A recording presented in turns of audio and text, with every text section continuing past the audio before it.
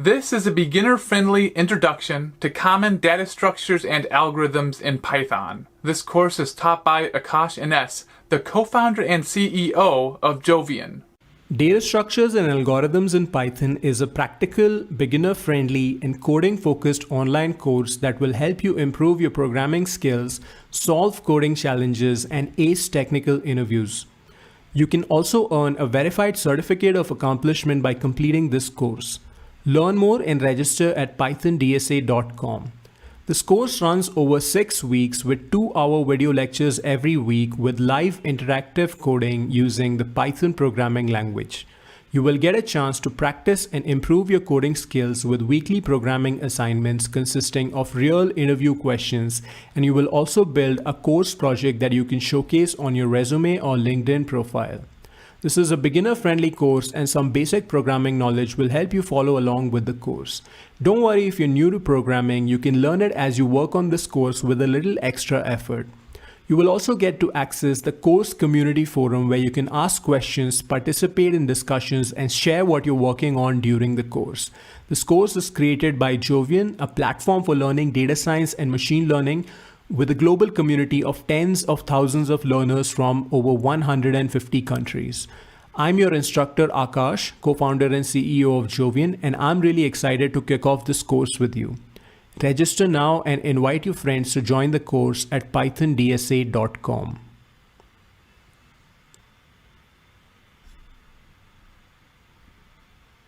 Hello and welcome to Data Structures and Algorithms in Python. This is an online certification course brought to you by Jovian. And today we are at lesson 1, binary search, linked lists, and complexity analysis. My name is Akash. I am the CEO and co-founder of Jovian, and I will be your instructor. You can find me on Twitter at @AkashInes. This course runs over 6 weeks, and over the 6 weeks, if you enroll for the course, work on 4 programming assignments, and build a course project, you can earn a certificate of accomplishment. Along the process, you will also learn about common data structures and algorithms in Python, and how to use these skills to ace coding interviews and technical assessments. So let's get started then. To begin, we need to go to the course website, pythondsa.com. So if you open up pythondsa.com in your browser, that will bring you to this page. This is the course page, and you can watch an introductory video about the course here. You can enroll for the course for free. You will need to sign in into Jovian. You can use your Google GitHub or email to sign in into Jovian. And once you're enrolled into the course, you can also invite your friends to join the course. The course is still open for enrollments. So please invite your friends and colleagues. This course is a beginner-friendly introduction to common data structures and algorithms in Python. And this course will help you prepare for coding interviews. We have coding-focused hands-on video tutorials every week. So you can either follow along with this video, you can pause and run the code as we speak, and you can practice coding on the cloud, or you can watch the video right now and you can practice later. In this course, we will solve questions from real programming interviews, and you can earn a verified certificate of accomplishment. So let's go to lesson 1, binary search, linked lists, and complexity. On the lesson 1 page, you can see a recording of the lesson once it is completed. And you will also be able to see a Hindi version here. And all the code used in this lesson is linked below. So the first set of code that we will look at today is called linear and binary search. So let's open it up. So this is the first tutorial that we will work through in this lesson. And you will be able to work through it as well. And this is part 1. And there are a total of 12 notebooks or 12 tutorials we will go through. Now this course assumes very little background in programming and mathematics, but you still do need to know a little bit. For instance, you do need to know basic programming with Python, things like variables, data types, loops, and functions. And don't worry if you don't know them already, you can click through and follow these links. Each of these is a separate tutorial. The tutorial will take you about half an hour or so, each of these. And you can learn the basic programming with Python in just a couple of hours. You will also need to know some high school mathematics And if you want to brush up things like polynomials, vectors, matrices, and probabilities, you can click through and read these. But no prior knowledge of data structures or algorithms is required. You do not need to have an extensive coding background. And we'll cover any additional mathematical and theoretical concepts as we need as we go along. So how to run the code? What you will see here is some explanations, and then you will also see some code. So you can see here that there is some code written here, and there is some so the library is imported and a function from the library is used here.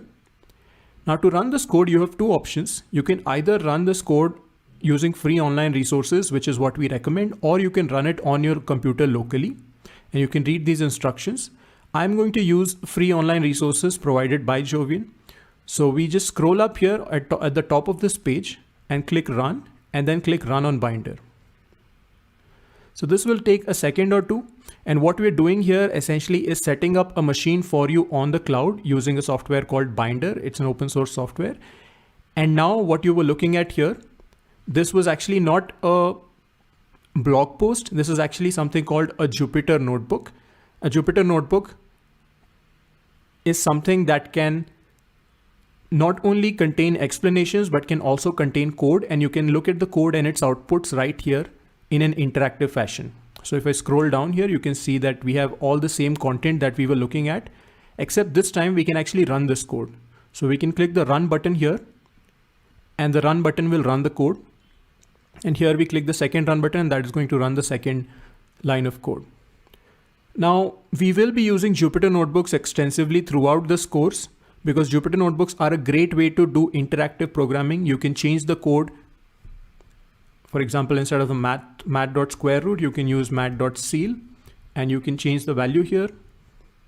So Jupyter Notebooks are great for experimenting with code.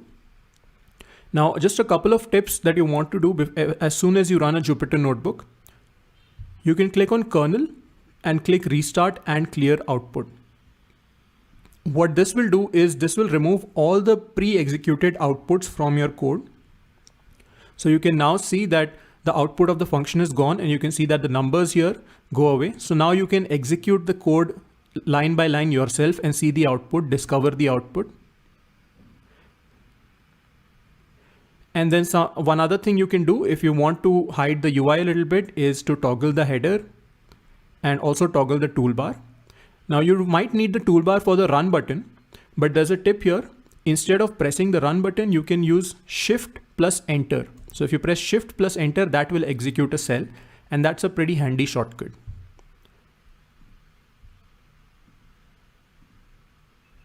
So once again, you go on the lesson page.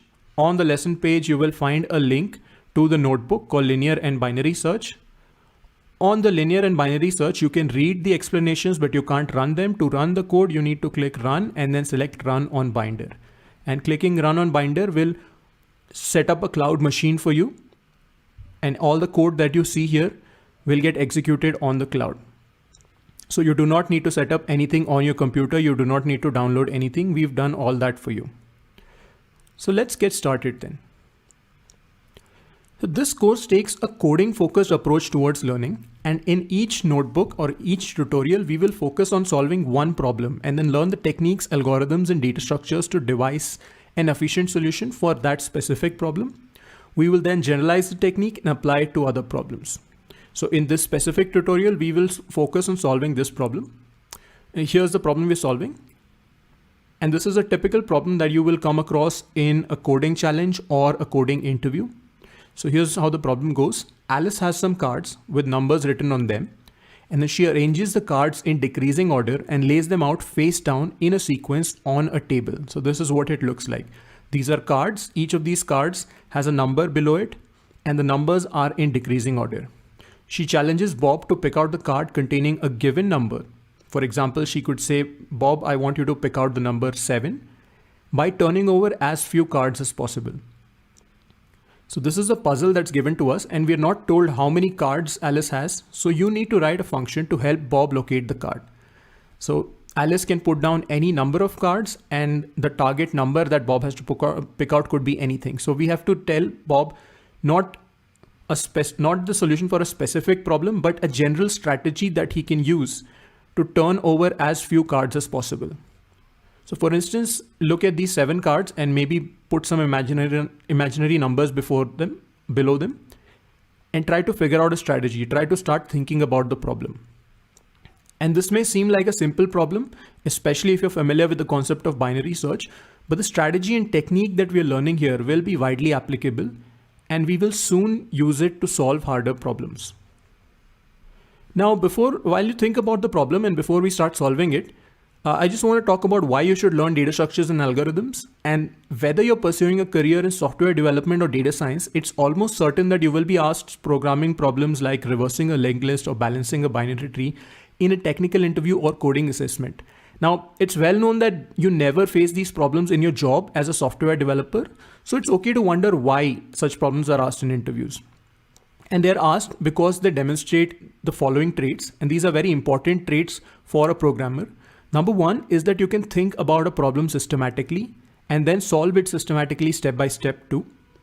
And the number 2 is that you can envision the different inputs and outputs and edge cases for your problem. Because programs, when you put them out in the wild as part of software, can encounter any kind of inputs. And as you have thousands or millions of users, you will encounter any and every possible input.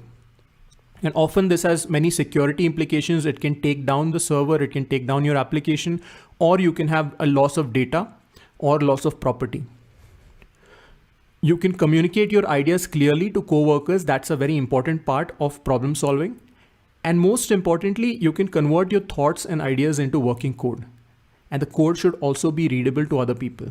So it's not really the knowledge of specific data structures or algorithms that's tested in an interview, but it is your approach towards the problem. So you may fail to solve the problem, but you may still clear the interview, or vice versa. You may solve the problem and still not clear the interview. So in this course, we will focus on the skills to both solve the problem and to clear interviews successfully. So that's why you need to learn data structures and algorithms. So coming back to the problem at hand, now you've read the problem and you may have been thinking about it, and maybe you have some ideas on how to solve it, and your first instinct might be to just start writing the code for it. But that is not the optimal strategy, and you may actually end up spending a longer time to solve the problem due to coding errors, or you may not be able to solve the problem at all. So what we are going to cover here is a systematic strategy that you should apply in interviews or in coding problems, in coding assessments, or in general whenever you're faced with a problem like this. So here's the strategy that we will apply. Step 1, state the problem clearly. Identify the input and output formats. Step 2, come up with some example inputs and outputs and try to cover all the edge cases. Step 3, come up with a correct solution for the problem. It can be as simple as possible and state it in plain English. Step 4, and this is a step that is optional sometimes, implement the solution and test it using example inputs, and then fix any bugs in your first solution. In step 5, analyze the algorithm's complexity and identify any inefficiencies. And finally, step 6, apply the right technique to overcome the inefficiency, and then go back to step 3, which is come up with a new correct solution, which is also efficient. Then implement the solution and analyze the algorithm's complexity. So this is the technique that we will apply over and over for the course of 6 weeks to many different problems. And applying the right technique is where the knowledge of common data structures and algorithms comes in handy. So this is the method we'll be using. So let's jump into the solution. Step 1, state the problem clearly. Now you will often encounter detailed word problems and coding challenges in interviews. They will go on for paragraphs and paragraphs. For instance, here we're talking about Alice having a deck of cards and then shuffling them, putting them out on a table, talking to Bob, etc., etc., etc. The first step is to state the problem clearly and precisely in abstract terms, because computers don't understand people, computers don't understand cards, computers understand numbers. So in this case, we can represent the sequence of cards as a list of numbers. So a list is a basic data structure in Python. And the turning over of a specific card is equivalent to the accessing of the value of the number at a certain position in the list. For instance, if we think of this set of cards being represented by this list, you can see here that this list is sorted in decreasing order. Then turning over a certain card is equivalent to accessing that specific element from the list. So turning over card number 2, or as we say in computer science, card number 1, because this is card number 0. And this is one thing that you might want to get into your head as well, that whenever you're counting, always start counting from 0. Otherwise you may run into many off by 1 errors. So this is position 0 and this is position 1. So if you turn over the card at position 1, it is as good as accessing an element from a given list, which in this case will turn out to be 11. So these are the positions in the list starting from 0. And now what we have to figure out is how many elements do we need to access. So we need to access the minimum number of elements to get to a particular element, right? So the problem can now be stated as follows. We need to write a program to find the position of a given number in a list arranged in decreasing order. We also need to minimize the number of times we access the elements from a list. So we're finding the position of the given number 7, and the position in this case is 3. And we want to minimize the number of times we access elements from the list. So if we go in this direction, for example, we would need to access 13, 11, 12, and finally we discover 7. If we come from this end, we may discover 7, 6, 5, 4, and finally we may discover 7. So definitely coming from the left is better than coming from the right. But is that the best? That's what we're solving. Now, once we've defined the problem, and what you should do is you should try to write down the problem in your own words. And primarily this is for you to make it clear to yourself. Either speak it out loud to the interviewer or write it down in your own words make it as long as possible so that you clearly understand what's in it. And then come up with the inputs and the outputs. So there are 2 inputs here. There's the input cards, which is a list of numbers sorted in decreasing order. And then the second input is a query, which is a number whose position in the array is to be determined. And there is one output, which is position. And the position is simply the position of query in the list of cards. For example, 7 is at position 3, counting from 0, of course. And as soon as you've written the input and output out, you can now write what is called the signature of our function, which is a structure of our function without any actual code inside it.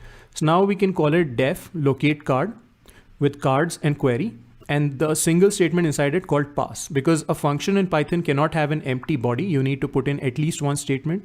So you always put in the pass statement first because it doesn't do anything. There you go. So now we have framed our problem in abstract terms. And now we have a function signature to work with. Now, a couple of tips here. This is something that interviewers specifically will look for, but also in coding assessments, because your code is also shared with the company. So you may want to name your functions properly and think carefully about the signature. For example, here, you should not call your function F1 or func1 or F or something like that. It's better to call it locate card because that's what it is doing. And the similar thing is true for variable names as well. Use descriptive variable names. One, because it's good coding practice, and second, because as you work on the problem, you may lose track of what a variable represents. For example, if you call this A and you call this B, now 20 minutes down the line, talking about the problem, writing different lines of code, you may forget what A and B represent. So please call them what they represent, even if it can get a little long.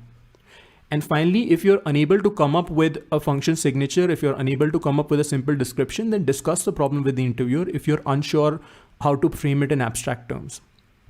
So keep that in mind. And this is really the first and most important step, which is clarifying the problem statement and stating it clearly. Do not start coding before you have done this. Otherwise, you may get halfway into the code and realize that you have not understood the problem at all. So step 2. Now we will come up with some examples, some example inputs and outputs, and our goal will be to cover all the edge cases. So before we start implementing a function, we want to have some examples so that once we implement it, the first thing we'll want to know is it correct? And in general, the answer is no, because coding, especially when you're getting started, is hard because you have to think about many different scenarios. So, and especially interviews or coding assessments are also stressful situations. So you may not be able to focus and think about all the different things that you need to keep in mind. So simplest way to reduce the risk of going wrong is to use test cases. So here's one test case that we came up with. what we've done is we've taken the information that we had listed above in the inputs and outputs, and we've written it in as code. So now we have a variable called cards, which is a list of cards, a list of numbers. Then we have a query, which has the value 7. And then we have the output, which has the value 3. So the expected output from the function is 3. And once you have a test case, you can test your function at any point, anything you want to test. You can simply pass the input, for example, cards and query, into the locate card function and get back a result. And you can see here right now, because there's nothing inside the function, the result you get back is none. But later you'll start getting back a proper result from your function. And what you can then do is you can compare the result with the output of the test case. So in this case, when we compare them, obviously the output is 3, the result is none, we get back false. Now, one thing we will do in this course to make testing easier, because we will be testing our algorithms again and again as we keep improving them, is that we will represent our test cases as dictionaries. So here, for example, this test case will be represented, or every test case will be represented as a dictionary containing 2 keys, input and output. And the input will contain 1 key for each argument to the function. So if your function arguments are called cards and query in the function signature, and that's why we wrote down a function signature first, so that we don't get confused here. So if your function arguments are called cards and query, then we can take one key called cards and put the value of cards there, 1 key called query, put the value of query there, and then in the output we simply put the output that we expect from the function. And now you can test this function like this. So how you might want to test it first is maybe by actually passing values like this. So you have test input cards and then test input query. But there's a trick here. Whenever you have a dictionary, so here we have a dictionary with 2 keys, and we want to pass these 2 keys as 2 arguments to a function. So we want to pass cards as the cards argument to the function locate card, and query as a query argument to locate cards. What you can do is you can simply put the dictionary itself and just write star star. Now, if you write star star, what Python does is it takes the keys from this dictionary, and the values are then used as arguments for parameters with these names. So there we are now calling locate card on test input, and we can compare it with test output, and you can see that we get back false. So that's one test case for us. But is that enough? Is that enough for you to now start writing code? Probably not, because out in the wild, your function should be able to handle any number or any set of valid inputs that we pass into it. And here are some possible variations that we might encounter, and it really helps to list them. In fact, while I was writing these variations, I realized that there are many cases that I had not thought of. So even after coding for 12, 15 years almost, I still find it really useful to list out all the scenarios that we can find our input in. So the simplest scenario is that the query occurs somewhere in the middle on the list of cards. This is what you imagine when you read the question. This is what is called the general case. But then there are some special scenarios as well. What if the query is the first element in cards? And what if the query is the last element in cards? What if the list cards contains just one element, which is the query itself? Or, and this is something that I had not thought of, what if the list cards does not even contain the number query? What if Alice is bluffing? So what should be Bob's strategy then to figure out that the number does not exist? What if the list of cards is empty? And what if the list contains repeating numbers? This is again another interesting thing that may not come to mind, because we said a list of numbers and we did not specify that the numbers are unique. So the list can contain repeating numbers. And finally, what if the number, the query itself, occurs in more than one position in cards? So those are 8 cases that I could think of. And just see if you can think of any more variations. And it's likely that when you first heard the problem, you did not think of all these cases, because you often tend to just focus on one generic case. It's hard to hold too many cases in mind, and that's why it helps to list them down, actually write them down. In a coding interview or in a coding assessment or an interview, you may want to put this in comments. If you have a coding page, you can just create a comments and list out all the test cases. And some of these, especially things like the empty array, or query not occurring in cards are called edge cases because they represent rare or extreme examples. And while edge cases may not occur very frequently, your program should be able to handle edge cases. Otherwise, they may fail in unexpected ways, or somebody with malintentions can use the edge cases to hack your software. So let's create some more test cases for the variations that we've listed, and we'll store all our test cases in a list for easier testing. So here we are creating a list called tests, and this time we will create all our test cases in the format that we discussed, which is a dictionary format, and we will keep appending them to our list. Now, if you do not understand lists and dictionaries and appending, then you can go back and review some of the basic material on Python, which is linked at the top of this notebook. So first we take the one test case that we already have, we put that, and we take maybe one more example of the query occurring somewhere in the middle. So here you can see this is the cards list, and then the query 1 occurs somewhere in the middle, although it's closer to one end. Then here's one case where the query is the first element, 4, and the output, obviously the output expected is 0. Here's one case where the query is the last element, minus 127. And this is another thing, the numbers could be negative as well, something you may want to keep in mind. Here's another one, where cards contains just one element, the query itself. Now, the problem does not state what to do if the list cards does not contain the number query. And you may often face these questions where it may not be clear what to do in a certain situation, or if a certain situation can occur. And when you have questions like this is a process you should follow. Step 1, read the problem statement carefully, or ask the interviewer to repeat the question. So read the problem statement carefully, and you will often find hints, and sometimes these hints are just single words somewhere. Often you will also find some examples provided with the problem. You will also find, if you scroll down to the bottom, you will find some conditions. You will find limits on what the numbers can be, whether they can be integers or can be decimals, whether they can be negative or positive. So it's important to read the problem carefully before you start coding, and look through the examples. And then ask the interviewer, or maybe post a question on the platform for a clarification. Often it happens that interviewers, because they take so many interviews, they may forget to specify a certain detail, or they might expect you to ask the question, because you should not be coding with an insufficient requirement. So to clarify the specifications of the problem is very important. So if you have any doubt, ask the interviewer, even if you are somewhat sure about it but just want to verify.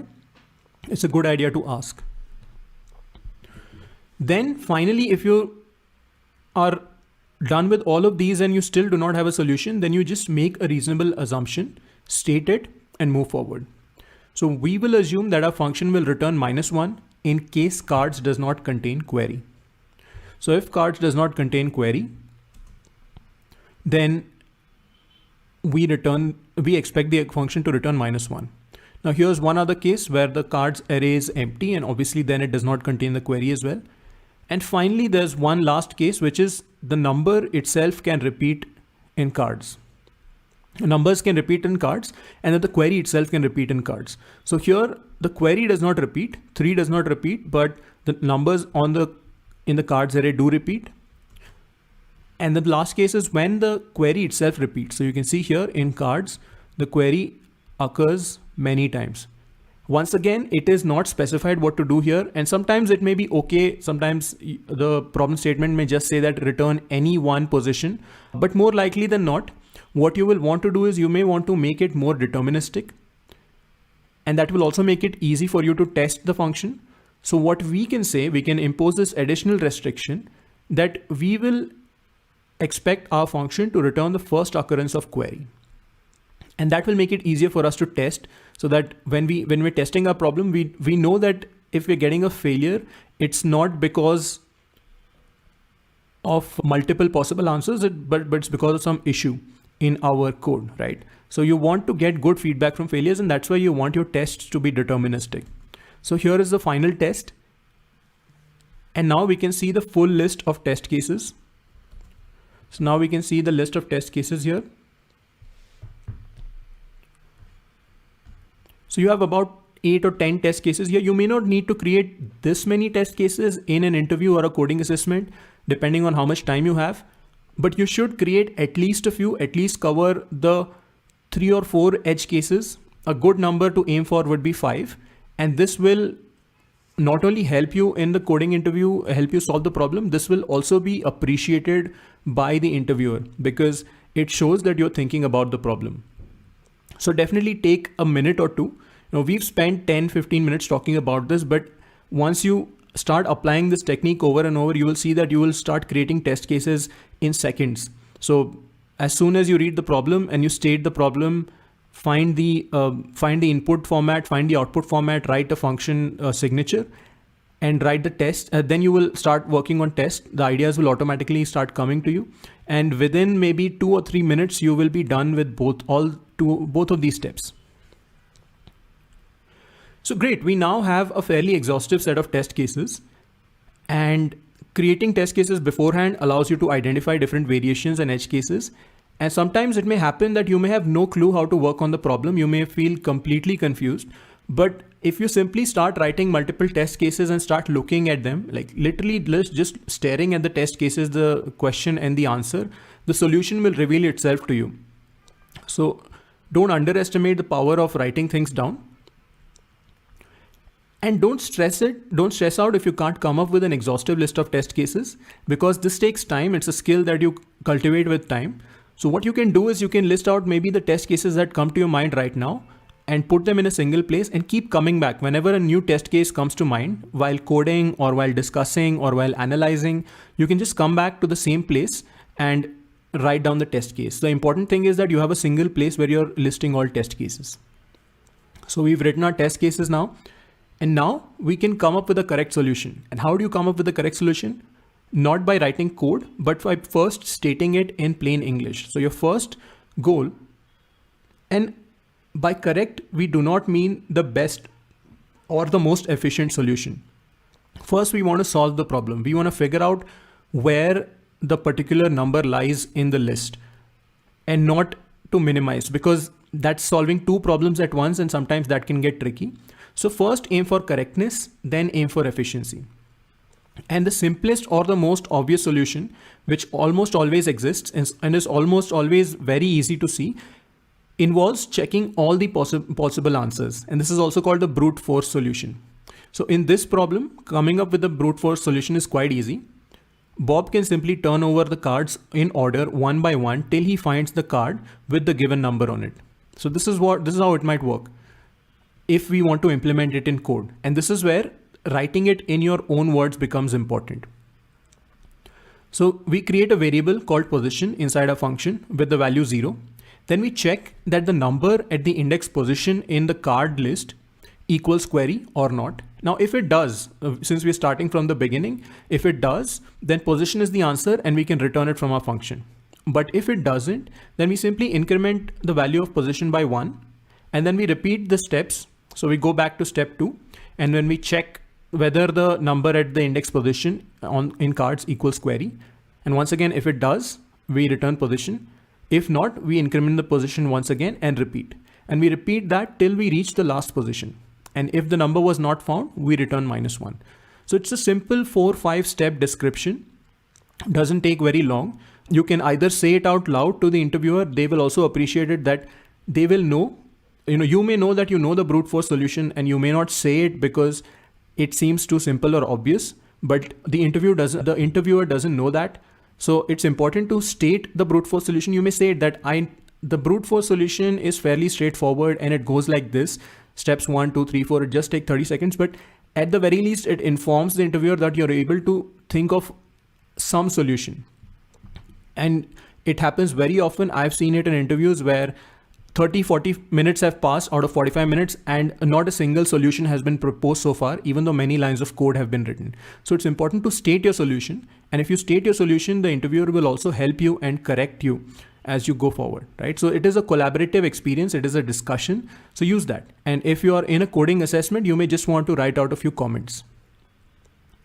And what we've implemented here is, congratulations, is just our first algorithm. And an algorithm is simply a list of statements, a list of steps that can be converted into code and executed by a computer on different sets of inputs.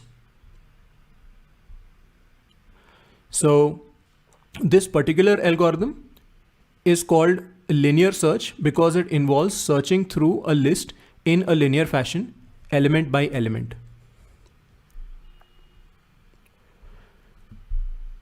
So now we're ready to implement the solution. And just a quick tip, as I've already said, always try to express the algorithm in your own words. And it can be as brief or as detailed as you like.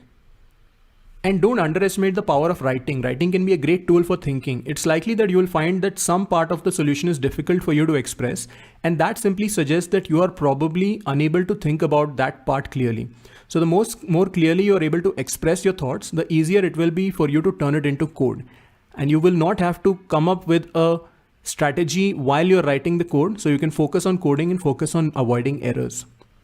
And that brings us to the next step.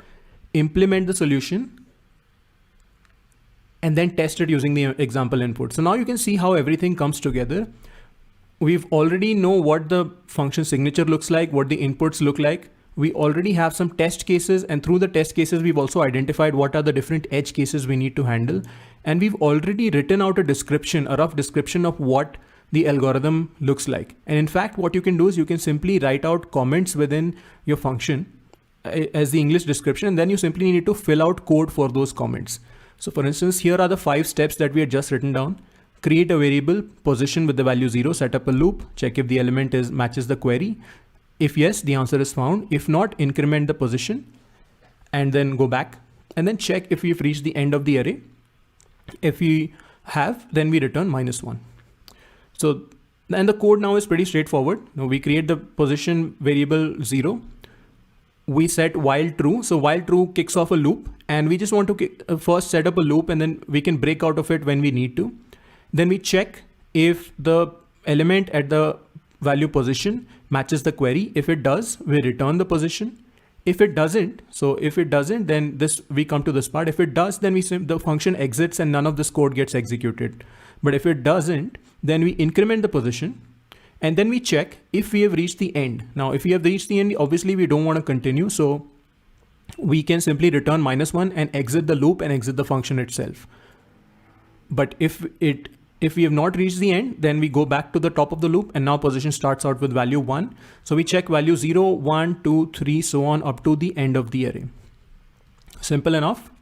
Great. So now we have our first function and let's test our function with the first test case.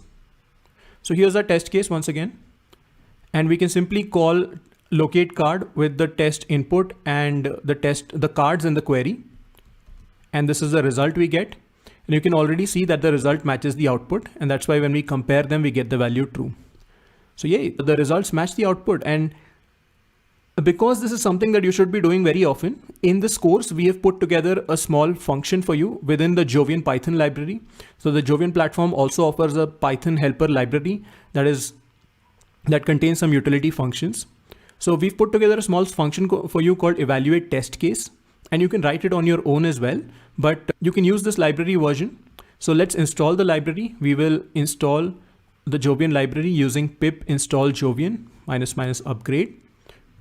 And then from jovian.python DSA, so Jovian is the name of the library. And then inside the Jovian library, since we have many courses, the Python DSA course, the utilities for this course are present inside the Python DSA module. From that module, we import the function evaluate test case. And finally, we can call evaluate test case, and then we can give it the function that we want to test. So we want to test the locate card function and the test case. The test case needs to be defined in this format.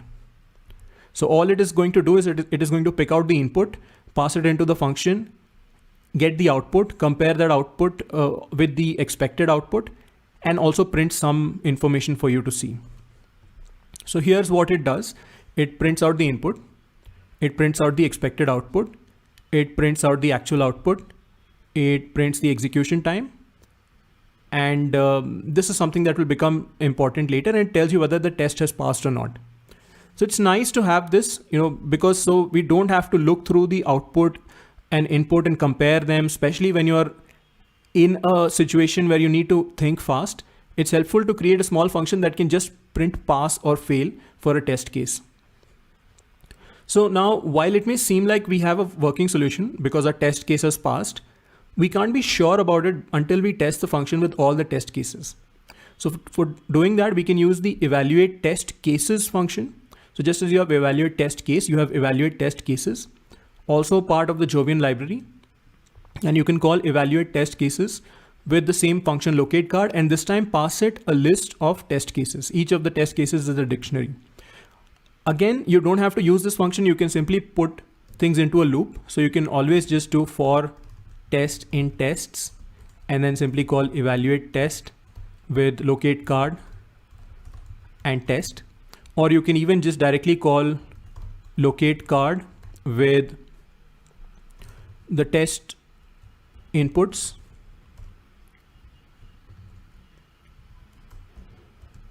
and the test out, and compare the output with the test output, right? So you can do this as well, and you can simply print that. So here's a simple way to do this, what we are doing here. But what we'll do is we'll use the evaluate test cases function because it prints out a lot of useful information for us. So now you can see that it prints out case by case. Now test case 0, we have input, expected output, actual output, the test case has passed. That's what we saw. In fact, it's the same test we just did. Test case 1 passes as well. Test case 2 passes. Test case 3, 4, 5, 6. Okay, all of them are fine. Okay. Test case 6 seems to have caused an error. So here is the error. It says list index out of range. So that's okay. It's perfectly all right for your functions to encounter an error. So the first thing, the most important thing is not to panic. In fact, it's a good thing that we know exactly where the function is failing. If you look back here, you can see what the issue is, and then we'll see how to fix the error. But one good strategy to approach this is to keep in mind that there will always be bugs in your code, and approach writing code not with the assumption that your code will be correct, but go with the default assumption that your code will be wrong, that there will be issues. What that lets you do is, one, you do not feel demotivated or you do not panic when you see an error. And second, you then tend to be a little more careful while actually writing the code. So the way you should be writing code is every time you write a line of code, you should be asking yourself, how can this line of code go wrong? Or in this particular case, how can cards position equals query in an if statement go wrong and throw an error? And let's look at it.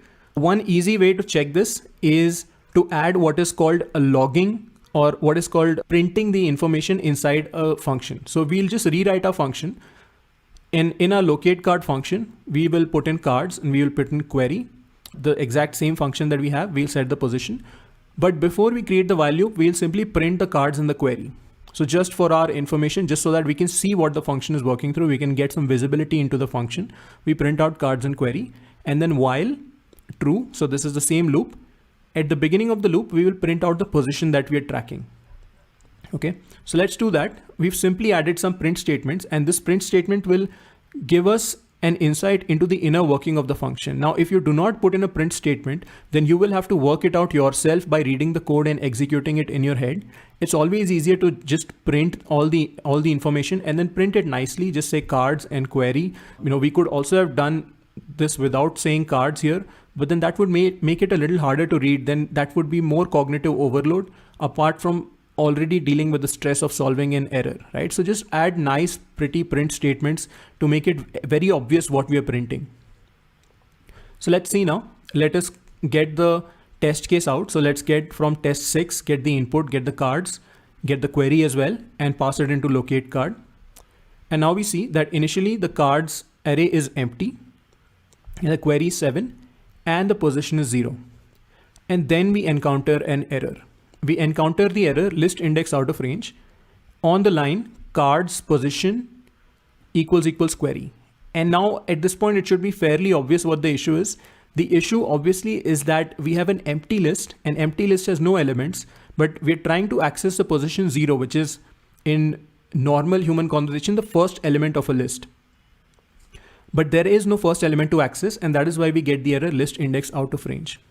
So this is very important. Whenever you get an error, do not try to start looking at the code first. Just try to understand the error first. And if you're unable to understand the error, just add some print statements. There are tools like debuggers that people use, but I personally in 15 years haven't used a debugger. I maybe used it a couple of times, but I don't know how to use it. Print statements are really simple. You just put them in, chuck them into the function wherever you need them, as many print statements as you need with nice clear messages, make it very obvious. And that will almost certainly solve the issue for you. So the cards array is empty. We cannot access position 0. So what's the solution here? The solution obviously is that before we access anything from a list, we need to make sure that we can access that list. And this is the way to do it. So now we've rewritten our function slightly. We once again start out with position 0, but this time, instead of putting in a while true, instead of assuming that we can access the 0th element of the list, we say that the position should be less than the length of cards.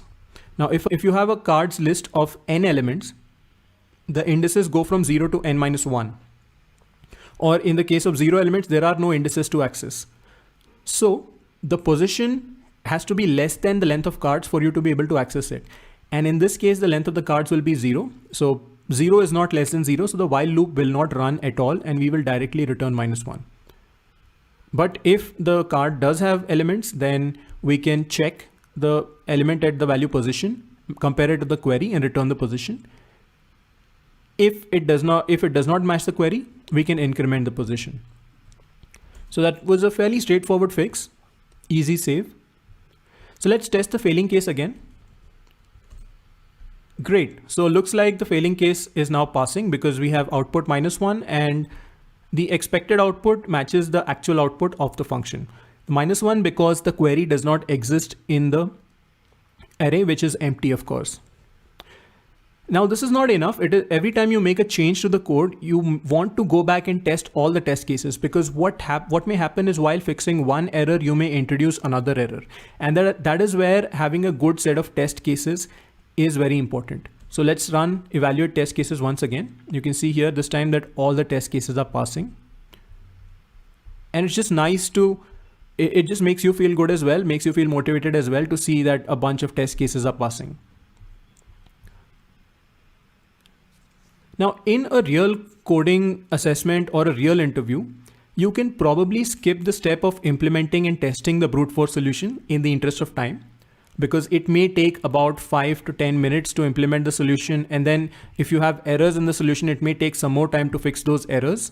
So it's generally quite easy to figure out the complexity, which we'll talk about in a second, of the brute force solution from the plain English description. And that is why you should first state it in plain English, which only takes around 20 seconds or so, and the computer doesn't throw errors at you for speaking.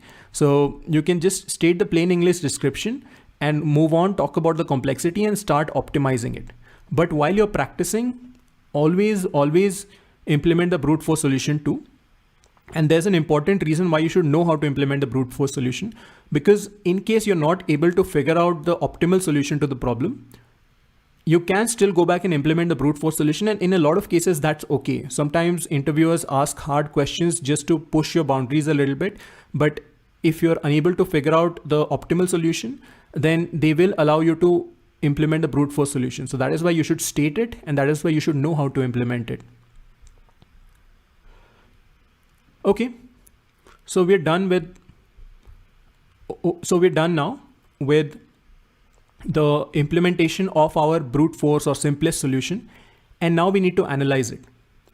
And this is where we'll now learn about what is called the complexity of an algorithm. What does it mean? Now recall the statement from the original question. Alice challenges Bob to pick out the card containing the given number by turning over as few cards as possible. But right now what we're doing is we are simply turning over cards one by one. And before we talk about what does it mean to minimize the number of times we turn over cards or the number of times we access elements, we need a way to measure it. And let's think about it. It's as simple as just thinking about it. Since we access the list element once in every iteration, so here's our code. Our code is pretty straightforward. And this is where we are accessing an element from the list. So since we access the element once in every iteration for a list of size n, we access the elements from the list up to n times, because we may have to access this element and then this element and this element and so on. So Bob may need to overturn up to n cards in the worst case to find the required card. Now let's introduce an additional condition that suppose Bob is only allowed to overturn one card per minute. So that means it may take him 30 minutes to find the required card in the worst case, if 30 cards are laid out on the table. Now, is this really the best he can do? Or is there a way for Bob to arrive at the answer by turning over just 5 cards and save 25 minutes instead of turning over all 30? And this field of study, and by the way, Bob in this case is a representative of what a computer does. And a computer takes some amount of finite time to perform each instruction. So each array access actually takes some time, although it's so fast that we do not see it, especially for small inputs. But this is something that will become increasingly important as we go week over week, where we'll see that we will start to see the limits of how long it takes computers to solve certain problems. So the field of study concerned with finding the amount of time or the amount of space or the amount of other resources required to complete the execution of a program is called the analysis of algorithms. And the process of figuring out the best algorithm to solve a problem is called algorithm design. And that is what we are doing here. We are actually doing the analysis of algorithms right now and algorithm design next. So there are a couple of terms we need to understand, and then we'll go back to writing code. First thing is complexity, and the second thing is the big O notation. And both of these are terms that you will hear very frequently when you're talking about data structures and algorithms, when you're talking about coding interviews, assessments. So these are terms that you need to understand. And they're fairly simple terms, although the term itself is complexity, but all it means is that the complexity of an algorithm is simply a measure, some measure of the amount of time or space required by an algorithm to process an input of a given size. Example, if you have a list of size n, then the complexity is the amount of time required or the amount of space required on the RAM to process an input of that size. Now, unless otherwise stated, the term complexity always refers to worst case complexity. So it's possible that the Bob turns over the first card and that is the answer, but we always talk about what is the longest or the highest possible time or space that may be taken by the program to process an input, right? So we need to design our programs keeping the worst case in mind. Now, in case of linear search, which is what we've implemented just now, the time complexity of the algorithm is some constant C times n, assuming n is the size of the list, n is the number of cards.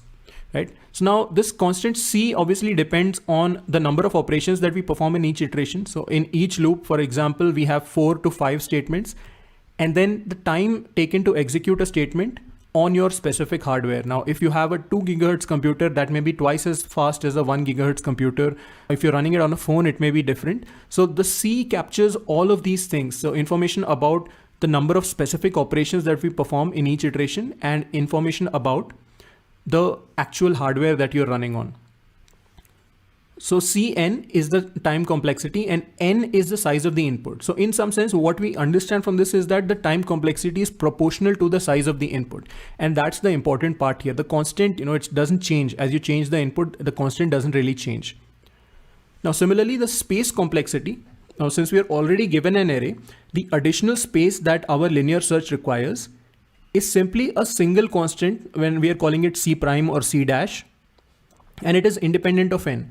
So no matter how large a list is given to you and the list is already present in memory, we just need to allocate one new variable called position, and that variable is used to iterate through the array, and it occupies a constant space in the computer memory because we go on updating the variable, right? So the space complexity is C or constant. It is independent of n. Now, what we do normally is to represent the worst case complexity, we often use the big O notation. And in the big O notation, what we do is we drop any fixed constants and we lower the powers of and we drop any fixed constants and we drop any lower powers of variables. So the idea here is to capture just the trend of the relationship between the size of the input and the complexity of the algorithm. For example, if the time complexity of an algorithm is some constant times n cube plus some constant times n square plus some constant times n plus some constant, where n is the size of the input, in the big O notation, we simply say that it is order of n cube, which is that, in the long run, if you just study the trend, the trend will be something which looks a little bit like the n cube function, and it may be offset by a constant or such. So Putting it this way, the time complexity of linear search is order n because we just drop the constant c, and the space complexity is order 1. So we again drop the constant c prime. And we'll see why it's okay to drop the constant. Sometimes you may find that, okay, we're not exactly doing n iterations, but we're doing n minus 1 iterations. So we drop the -1. Sometimes you will find that we are just doing n by 2 iterations, and that's simply half of n. So we drop the half. And you might wonder that, okay, that might take twice or 3 times the amount of time. Why are we dropping that constant? Because that's probably an important thing to keep in mind. But we'll see soon as we implement our efficient solution to the problem. So before we move forward, before we optimize the algorithm, we are just going to save our work, because this notebook, as I mentioned to you, is running on an online platform. We've set up everything for you. You've not had to install anything, but because thousands of people are using this platform, this will shut down. This will not keep running forever. And what you need to do is you need to save your work from time to time. And here is how you can save your work and then pick it up. Everything happens on the Jovian platform. There's no need to download anything. Although you could download it if you want, but there's no need to download anything. So all you need to do is use the Jovian library. Once again, we've got another helpful function for you. So you say import Jovian and then run jovian.commit. So you run jovian.commit and then give it a project name, the project name by which you want to identify this specific notebook. And then there are some other arguments. This is not too important, so you can even skip this and that should be perfectly fine. So now when you run jovian.commit, we will capture a snapshot of your notebook from this online platform or wherever it is running. Even if you're running it on your own computer, we will capture a snapshot of your notebook from your computer, wherever it's running, and we will upload it and give you a link where you can access it. So let's open up this link here. So now you will be able to see this page called Python binary search, and it will be on your profile. And you can scroll down and see that it contains all the explanations and it contains all the code. So this is a read-only version of the Jupyter Notebook. So the read-only version of the Jupyter Notebook obviously does not require us to keep servers running so that you can run this code. And when you need to run it, your work is saved to whatever extent you have executed things. And now when you need to run it, you simply click run and then click run on binder once again. Okay, so and that is how you resume your work. So what this will do is this will set up a new machine for you, and on the new machine it will post the Jupyter Notebook, and it will start up the machine for you, open up the Jupyter Notebook, and you will be able to start running the code. And not just you, now you can make your notebooks public or you can keep them private. You have multiple viewership options. So you have public and private, not just you, but anybody else. So you can take this link and tweet it out. If there's an interesting problem that you worked on, you want to tweet it out, you can just share this link online and anybody will be able to read through your solution and they can run it as well, right? In fact, the notebook that I've shared with you is hosted on my profile. So Jovian is not just a platform for you to learn. It's also a platform for you to build a repository of projects. Now, if you go back to your profile, you click on your profile or click on the Jovian logo, and you can see here that you will find a notebooks tab. And in the notebooks tab, you will find all the notebooks that you have worked on in the past. Okay, so anything that you have committed using jovian.commit, you will be able to resume working on it. So that's how you save your work and keep saving your work from time to time. All you need to do is run jovian.commit. You do not even need to put in this project argument. This is just something if you want to actually give your project a name. Otherwise, the name will be picked automatically. So just keep running jovian.commit from time to time. Especially if you're leaving your computer for half an hour or so, and your computer goes to sleep, then the server will shut down and you may lose your work. Coming back to our problem, we've just implemented linear search and we understood that it has the complexity of order n, and that's why it's called linear. It runs in a linear time is another expression that is used. It is also called linear because we are going through the array step by step. Now, the next step is to apply the right technique to overcome this efficiency. Now, of course, we've not learned any techniques yet, but we can probably figure it out if we think about it. And maybe this is something that occurred to you right at the beginning. And the idea that occurred to you is something that we will now implement. So at the moment, we are simply going over the cards one by one and not even utilizing the fact that they are sorted. And that's why our approach is pretty poor. We're basically checking everything So it's not a great solution, but it would be great if somehow this would be the best case. If somehow Bob could guess the card at the first attempt, that would be perfect. Then that would be an order one. That would be a constant time solution. But with all the cards turned over, it's simply impossible to guess the right card. Now the next best idea is to maybe pick a random card. So maybe let's say Bob picks this card and this card turns out to be a 9.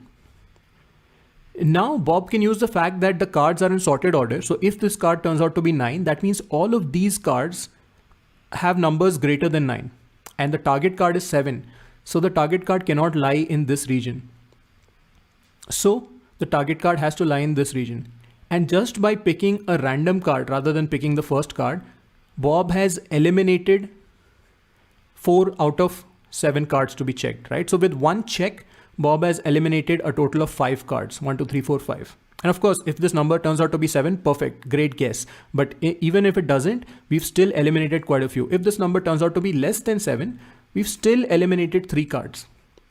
So that's the basic idea here, that we pick something not from the edges, but somewhere in the middle.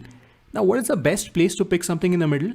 Now, obviously, when we are picking a card, we do not know whether it is going to be less than or greater than the number that we want, especially when everything is close. So it's best to just pick the middle card so that whichever case turns out to be, we're still left with at most 3 cards to process, right? So if you pick this card and it doesn't turn out to be 7, you either need to look at these 3 or you need to look at these 3. So that is the strategy we'll follow. And this technique is called binary search. And why do it just once? Just keep repeating it. So each time you pick the middle card and you can eliminate half of the array. And this is what the strategy looks like. So here we have the array.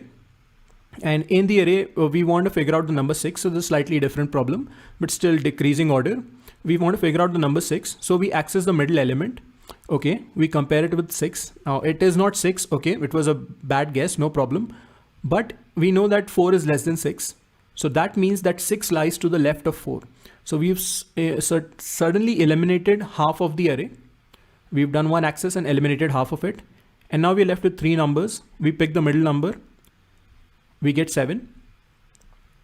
7 is greater than 6. That means the number lies on the right. Now we're left with just one card. We overturn that last card or we check that last number. Okay, it is equal to 6. Great. If it is not, well, nothing more left to check. All the numbers here are greater than 6, are less than 6, and all the numbers before this are greater than 6. So if this number isn't 6, then there's no 6. And just like that, for an array of 7 elements, we have done just 3 checks and arrived at the answer. And that was the worst case, right? It will never take, you can verify that it will never take more than 3 checks. If 6 comes at this position, we guess it immediately. If 6 comes at this position or this position, we guess it in 2 checks. And then if 6 comes at any of the other positions, we will guess it in 3 checks. So that's pretty good. And now the idea, if you read this part, it says, apply the right technique to overcome the inefficiency and then repeat the steps 3 to 6. So now we're going to go back to step 3, which was come up with a correct solution for the problem and state it in plain English. And we have come up with a solution already. We just need to state it. So here is how this technique called binary search is applied to the problem.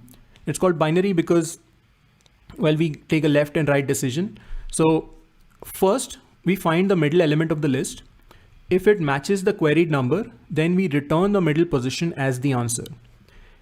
And if it is less than the queried number, then we search the first half of the list. And if it's greater than the queried number, then we search the second half of the list. So the exact thing that we saw here, we apply it here. And finally, if no more elements remain, we simply return -1. So let's just save our work. Now from this point on, we'll keep saving our work from time to time using jovian.commit. So now we've come up with the algorithm, and you can, again, it's important to write it in your own words, whether you want to write a short description, a paragraph, or a step-by-step guide, but write it in your own words, and you'll do this in the assignment. So let's implement the solution now and test it using the example inputs. So here's the implementation. So what we'll do is we will look at, once again, let's go back to this visual representation. and we will keep a track of our search space. So initially our search space is the entire array. So that means we have an array of 7 numbers. So our search space goes from position 0 to position 6. And slowly we'll keep reducing our search space over time. So to keep track of the search space, we'll create 2 variables, low and high. Low will have the value 0, which is it will point to the first position in the array, and high will have the value pointing to the last valid position in the array, which is len cards minus 1. So while low, and then the while loop becomes very simple, because as long as we have at least one element in our search space, we can go ahead. Now, to have at least one element in our search space, the low value, which is the starting index, should be less than or equal to the end value, right? So while low is less than or equal to high, because if the starting index is higher than the end index, basically we've exhausted and we've covered the entire list, and there's nothing more that we can search for. So we should exit at this point. Okay. So now once we have, once this condition is satisfied, and it is initially, let's say you have 7 cards, low is 0, cards is len cards minus 1 is 6. Then you find the middle position, and you can get the middle position by doing low plus high divided by 2. And now let's start applying that strategy here, where we say that every time we write a line of code, we should think about how it can go wrong.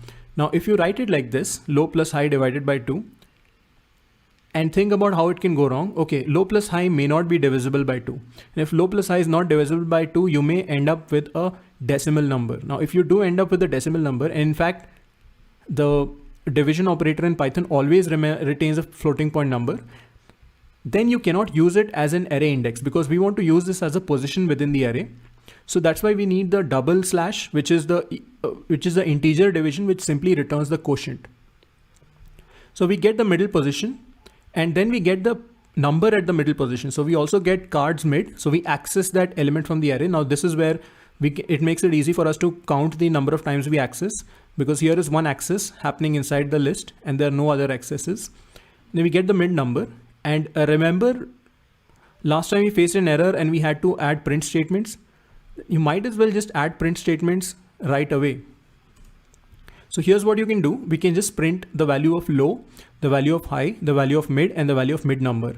What this will do is this will help you check whether the number is working as whether the function is working as expected or not. So now here comes the actual check, the meat of the problem. If the middle number matches the query, then we return the middle number.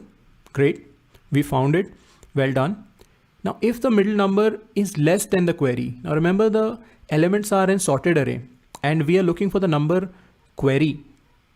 Now the middle number is less than the query. So that means the query probably lies to the left of it, because the elements are in decreasing order, right? So if the query lies to the left of it, so then we need to decrease the search space from the beginning to the position just before the middle number, right? So what we can do is we can simply set high to mid minus 1. On the other hand, if mid number is greater than query, so that means because of the decreasing order of the array, the query lies to the right.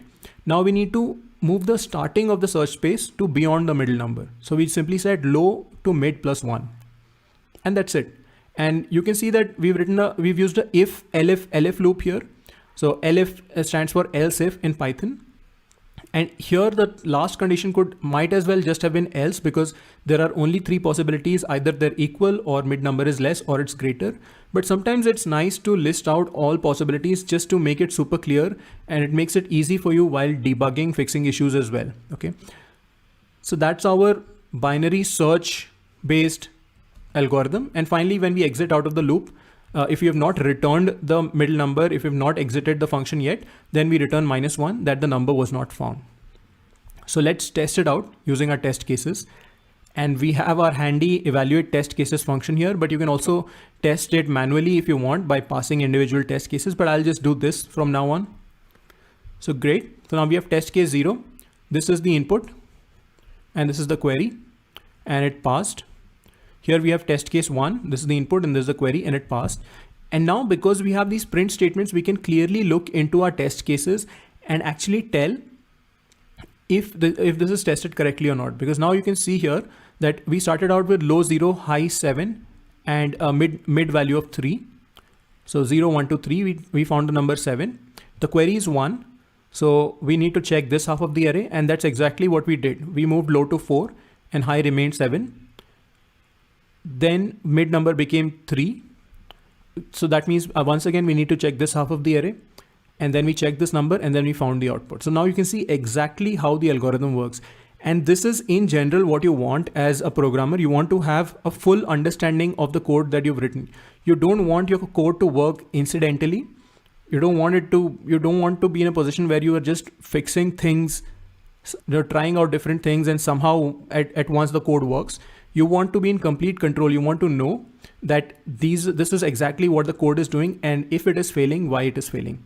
So we go to test case 2, 3, 4, 5, 6. Looks good. Looks like we may have solved everything. Probably not. So test case 8 seems to have failed. So test case 8 is this number, this list, and this list contains repeating numbers, and not just repeating numbers, but the query itself occurs multiple times.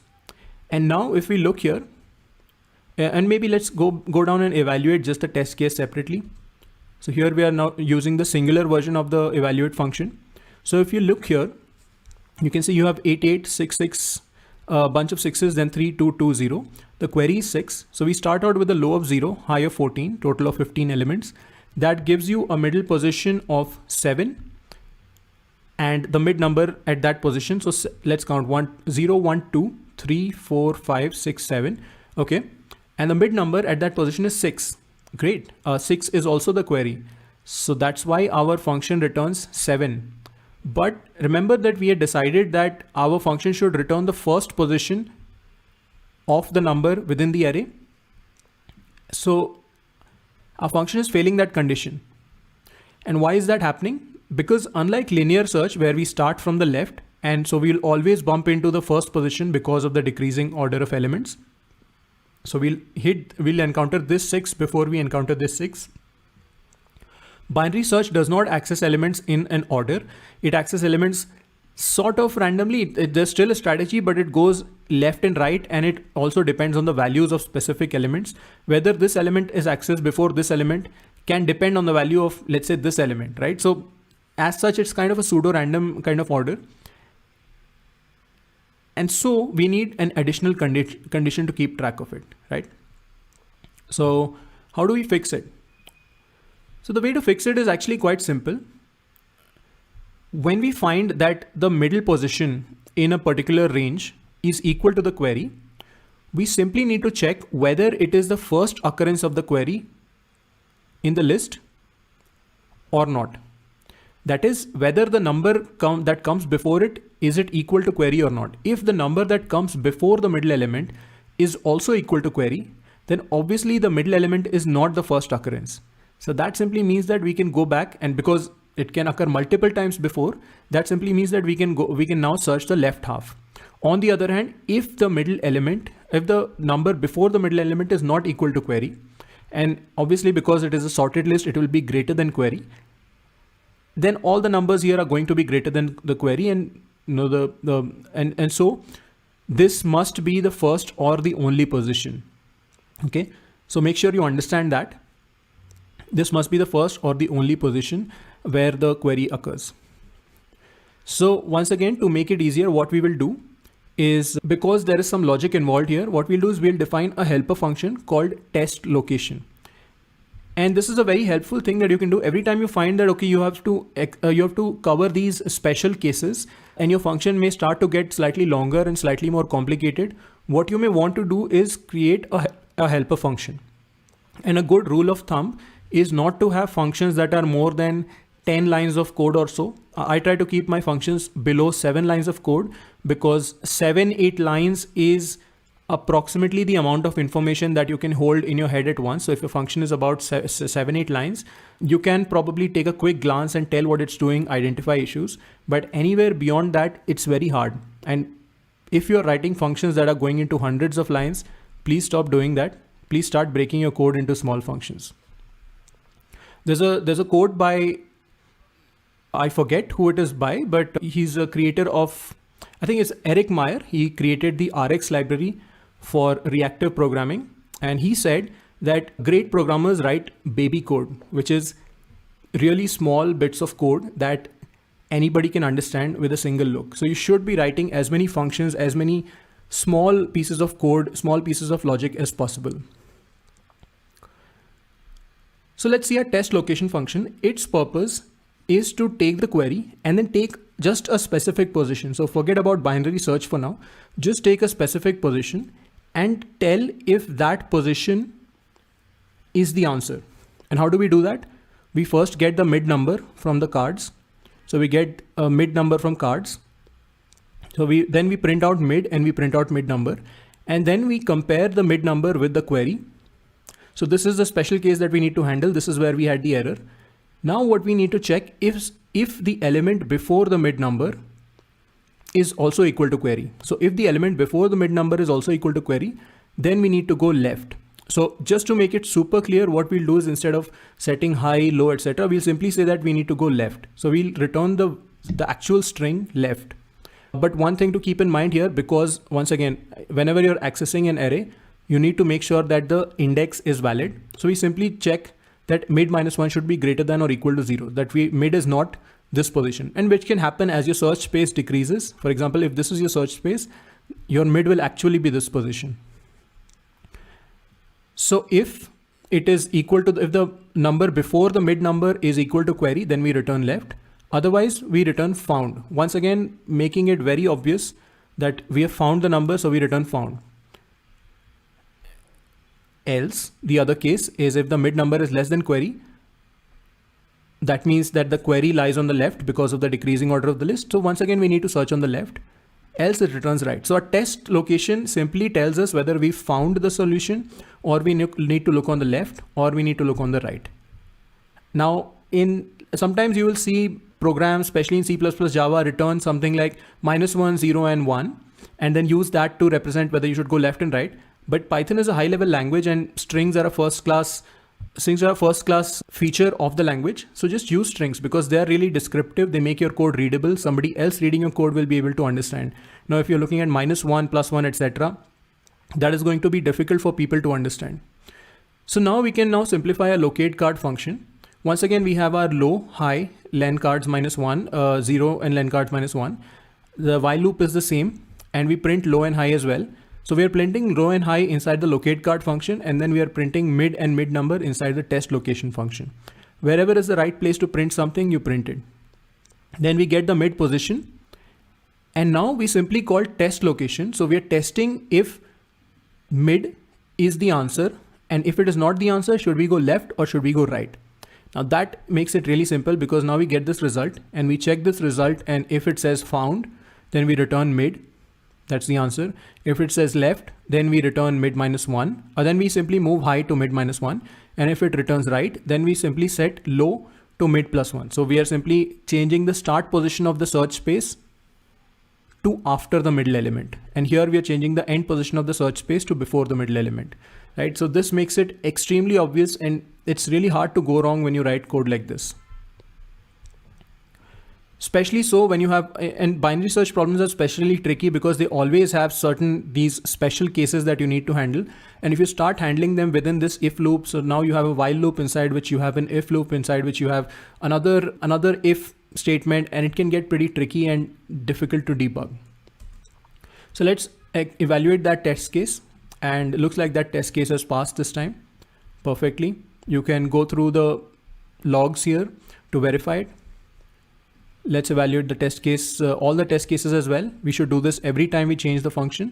And that is why it's helpful to have a function where you can, every time you make a change, you can just run the test. And on a coding platform like LeetCode or HackerRank, you will be given some test cases, although those test cases will not be visible to you. So you can submit your solution, but you may not get an actual result. You may not get to know what the test case was or where your answer was wrong. And that's where you may want to create your own test cases if you're getting a lot of errors. And in fact, once you've written out the algorithm, you may realize that, okay, maybe you need to add more test cases. What if the number lies in the first half of the array? What if the number lies in the second half of the array? So this was not an important factor when we were not thinking about binary search. But now that we're thinking in this direction of splitting the array into half, we may want to add some test cases where the number lies exactly in the middle, in the left, in the right. And the simplest way to do that is now go back to the tests array. So you can create a new cell here by pressing the character B. So if you click outside and press the character B, you can create a new cell, and then you can simply do tests.append and then write your test case. So here is the final code for the algorithm without the print statements. So we have test location and then we have locate card. And try creating a few more test cases to test your algorithm more extensively. And once again, at every step, we are going to save our work by running jovian.commit. So now we're down to analyzing the algorithm's complexity and identifying inefficiencies if there are any.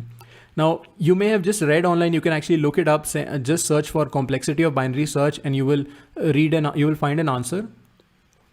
But and you may even just say that in interviews, but it's always nice to just come up with that answer from first principles. It's always nice, especially in an interview, if you can talk through it, if you can talk through why it is why it is whatever it is, and we'll see what that is. So now let's once again try to count the number of iterations in the algorithm, because we need to minimize the number of times we access elements from the array. And to do that, we know that in each iteration, we are accessing the element just once. And then we are comparing it. So we're doing a bunch of other operations, but in each iteration, we're accessing one element. So we need to count just the number of iterations, the number of times the while loop was executed. Now, if we start out with an array of n elements, then each time the size of the array reduces to half for the next iteration. Now, that's roughly true because when you check the middle element and then you decide whether to go left or right, it's actually probably n by 2 minus 1 if n is even, and if n is odd, it is the floor of n by 2. But again, with algorithms, with complexities, we are generally interested in studying the trend. So we can ignore that small part in the calculation. So let's say the important part is that even if it's okay to overestimate a little bit, but try not to underestimate. So after the first iteration, we may be left with a search space of size n by 2. It may be slightly less than that, but it's okay to overestimate. So we have n. So after the first iteration, we are left with a search space of n by 2. Then we split it into half again. So next time we may be left with a search space of n by 4, which is n divided by 2 square. And then we may be left with n by 8. And it's possible that at any of these iterations, we may just exit because we may have found the right number. But what we always try to analyze is the worst case complexity of an algorithm. What is the longest possible amount of time or the largest amount of space it can take? So right now we are talking about time because we're counting iterations and each iteration takes some time. So n by 8 after iteration 3, that's 2 to the power 3. And I think then you can start to see the trend here that after the kth iteration, you will end up with n divided by 2 to the power k elements. Now, when does the iteration stop? So the final iteration is on an array of length 1. And that is when we access that last element and check whether after all this checking, the last element is equal to the index or not. So we can do n divided by 2 to the power k. And if we set that to 1, we can rearrange the terms and we get back n equals 2 to the power k. So after the kth iteration, if you want to be left with one element, then that means n divided by 2 to the k should be equal to 1, or n should be 2 to the k, or in other words, k should be equal to log n. Remember logarithms? And here obviously log refers to log to the base 2. But what I will argue is that you can change the base of the logarithm and that will simply add a constant. So that will simply, if you're taking the natural log, then that will simply add a constant here. And remember, when we talk about time complexity, we ignore constants. So we can just generally say that our algorithm, binary search, has the time complexity of order of log n. That means as the input grows, the amount of time taken by binary search is proportional to the logarithm of the number of elements in the list passed to it. Or the amount of time taken is logarithm to the size of the initial search space. And you can verify this. You can verify that the space complex, you can check this out by simply writing it out as well. You can take some examples. Let's say you take a card list of size 10 and then work through it, the worst case, and count how many iterations you have and compare if that is close to log n or not. And then as an exercise, you can verify that the space complexity of binary search is order 1. You can try posting in the YouTube comments or in the YouTube live chat how the space complexity of binary search is order 1. But I'll let that stay. So let's now compare linear search with binary search. How are the two different? And what we'll do is we will create a large test case, because you start to see the benefits of the difference between the order n algorithm and the order log n algorithm only when you have larger test cases, because small test cases, everything runs instantly. So it's not really that much of a hassle. So here we have a locate card linear, and this is the linear version of the algorithm where we simply go through each of the cards one by one. And then we have a really large test case here. So we have the input, and then we have the cards, which goes in the range. Okay, let's see. So that's 1 to 3. So that's 1000, another 3, that's million. So we have 10 million elements here. So we have 10 million elements. And we are looking at, so we are actually creating a range here. So we are using a function in Python. So we are creating a list of numbers going down from 10 million all the way to 1. So a decreasing list going from 10 million to 1. And this is how you create it, and you can check it out. And in this list, we are looking for the number 2, which occurs at the very end. So we are sort of creating, this is, as we will see, if you want to really analyze it, this is going to be a worst case scenario, both for linear search and for binary search, approximately worst case. So the query is 2. And then the output is, this is the output that we expect, obviously, because 0 to 9999999 are the array indices, and the last element is 1. So the element just before is 2. So this is the expected output. Great. So now we have this large test. Let us call evaluate test case, and let us pass check the linear search, pass in the last test. And because this is a huge list, we may want to turn off the display of the output. We may not want to actually see the input being displayed. So we can simply turn off the display by passing display equals false. And we can just get back the result from the evaluate test case function. So the result will give the output, the actual output of the function, whether the test passed, and the running time of the algorithm. So it takes a second. So it looks like the test did pass. Our algorithm is correct. So that's great. And it took 1224.291 milliseconds, or about 1.2 seconds to answer it. And you can probably tell why, because this is the result. So it probably took 9999998 iterations. So it had to go through all the elements to get to the very end. On the other hand, when we talk about binary search, so now we are passing in the binary search version, once again turning display to false, and we are displaying the output. Okay, so this time the result is the same. The test did pass, but the execution time is 0.019 milliseconds. So that's 55,000 times faster than the linear search version. And in fact, you can tell how many elements we actually had to access. So if we just check log of, so log of this number is about 7. And maybe, if you're checking log 2, we can maybe check something like this. So not more than 20 elements had to be accessed.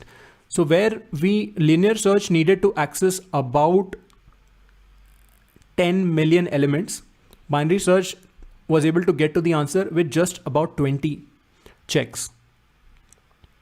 So that's a lot of time saved. And you can increase the size of the array by a factor of 10 and increase this by a factor of 10 as well. And then you will see far bigger difference, where for a 10 times larger array, linear search would run for 10 times longer, whereas binary search would only require 3 additional operations.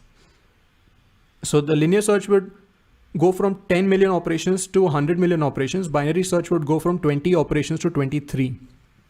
And that is the real difference between the complexities order n and order log n. And as the size of the arrays grows bigger, another way to look at it is that if you just divide the complexities, binary search runs n by log n times faster than linear search for some fixed constant, because there's always some constants involved. And as the size of the input grows larger, the difference only gets bigger, the difference in performance. And that is what analysis of algorithms and optimization of algorithms is all about. It's about overcoming the limitations of computers by devising clever techniques to solve problems. And it's something that you can actually apply in real life as well. In a lot of cases, there are a lot of things that you may see a brute force solution to, but if you just apply your mind, you may find a more optimal solution, a more easy way or a more lazy way to do it with less work. So think about that. And here is a graph showing how you can compare common functions, how the running times of common functions vary. So we will look at all kinds of functions. We will look at constant time functions order 1. For example, accessing an element from an array is order 1. So even if you have an element of a list of 10 million elements, you can access the last element in constant time. On the other hand, we've looked at binary search, which is order log n. And we've also looked at linear search, which is order n. Now in the future, we will look at other techniques which have complexities of n square, n cube, n to the power n, or far, far higher. And somewhere in between, there is a very nice special type of complexity called n log n, which is rather nice. So we'll talk about that as well. N log n, in fact, a lot of questions in coding assessments and coding interviews tend to be taking algorithms which would have n square complexity in a brute force approach and optimizing them either to order n or to order n log n. So we'll discuss all of this. So don't worry if this doesn't make sense just yet. But I hope you see now why we ignore constants and lower order terms while expressing the complexity of the big O notation. So we've covered binary search, but we've seen it in the context of a problem. And now we can step away one more step and abstract it out further and identify the general strategy behind binary search. And this general strategy is actually applicable to a wide variety of problems. And this is what you want to keep doing as a programmer. You need to abstract away, peel away the layers of specific problem, specific details, and find the general technique, find the general strategy, and then encode that using your functions and programs. So here's the general strategy. Come up with a condition to determine whether the answer lies before, after, or at a given position. So we are assuming here that we have some kind of a range and we have to identify a position within a range, or maybe an element within that range, but we can access elements using the position. So come up with a condition that first tells you whether given a position, the answer lies at or before or after that position. Once you have that condition, first retrieve the midpoint and the middle element of the list. Now, if the middle element or the midpoint is the answer, then return the middle position, that is the answer. You're done. If the answer lies before it, repeat the search. So repeat the process with the first half of the list or the first half of the search space. And if the answer lies after it, repeat the search with the second half of the search space. So here is the generic algorithm for binary search implemented in Python. And you can see a classic detailed documentation here. So here you have the binary search is going to take a search space low and high. So low is going to be 0 and high is going to be, well, we will pass in maybe the final position, the final index of the array. But writing it this way rather than passing an array also allows you to use binary search for problems that are not based on arrays. Sometimes these could just be numbers. For example, if I ask you to find a number between 1 million and 10 million that is a perfect square, then you can use binary search to do that. Then it takes a condition. So what it does is it starts a loop. So while low less than equals high, we get the midpoint. So low plus high divided by 2, that gives us a midpoint. Then remember earlier we had this condition test location. So our condition simply is supposed to take the middle position and identify if the middle position is the answer or we need to go left or right.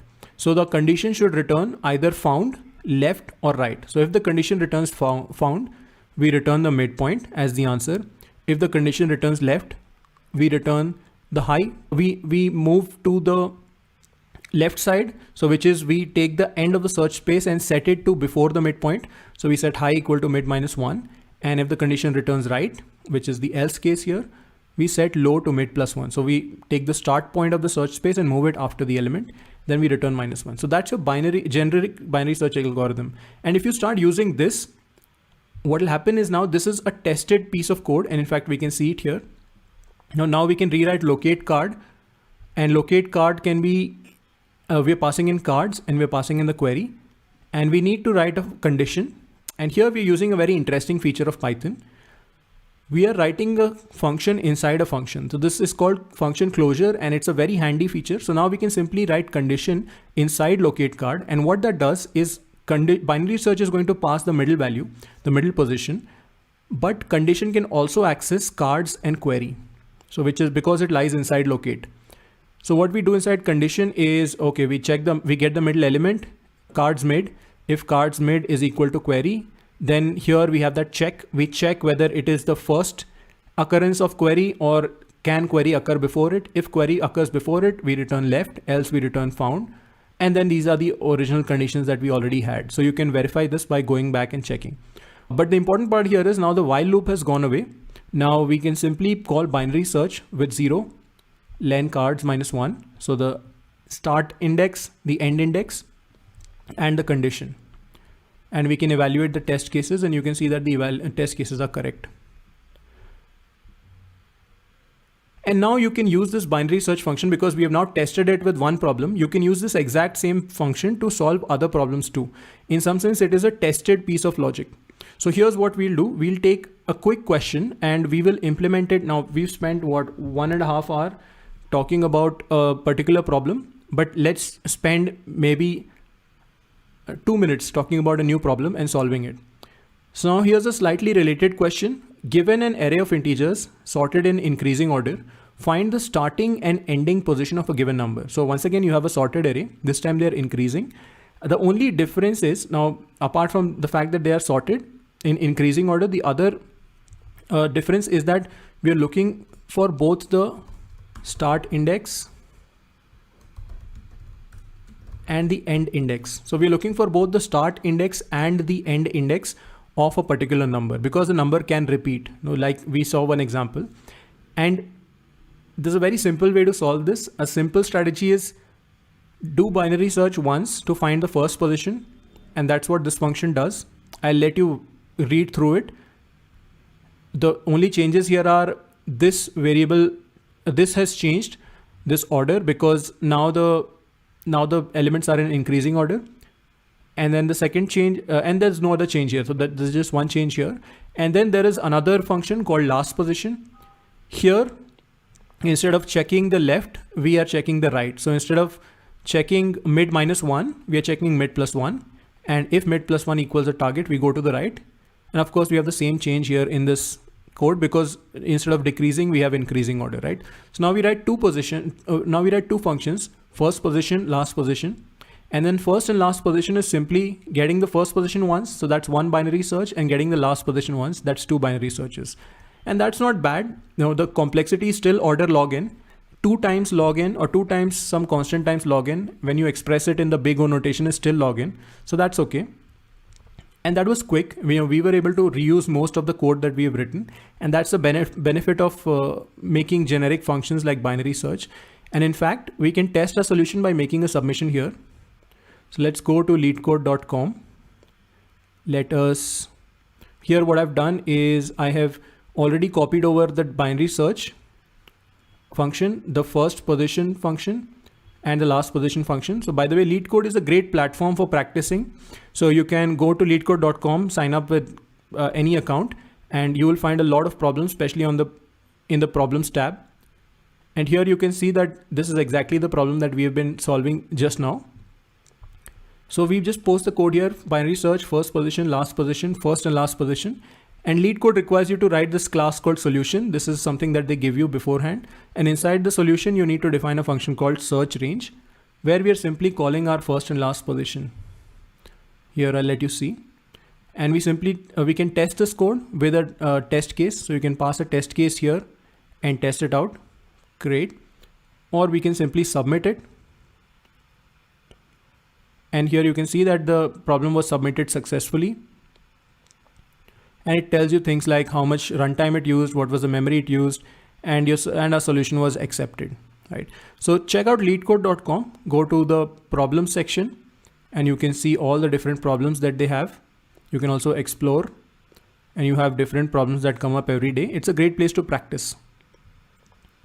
So that's binary search for you, but I just want to revisit the method once again.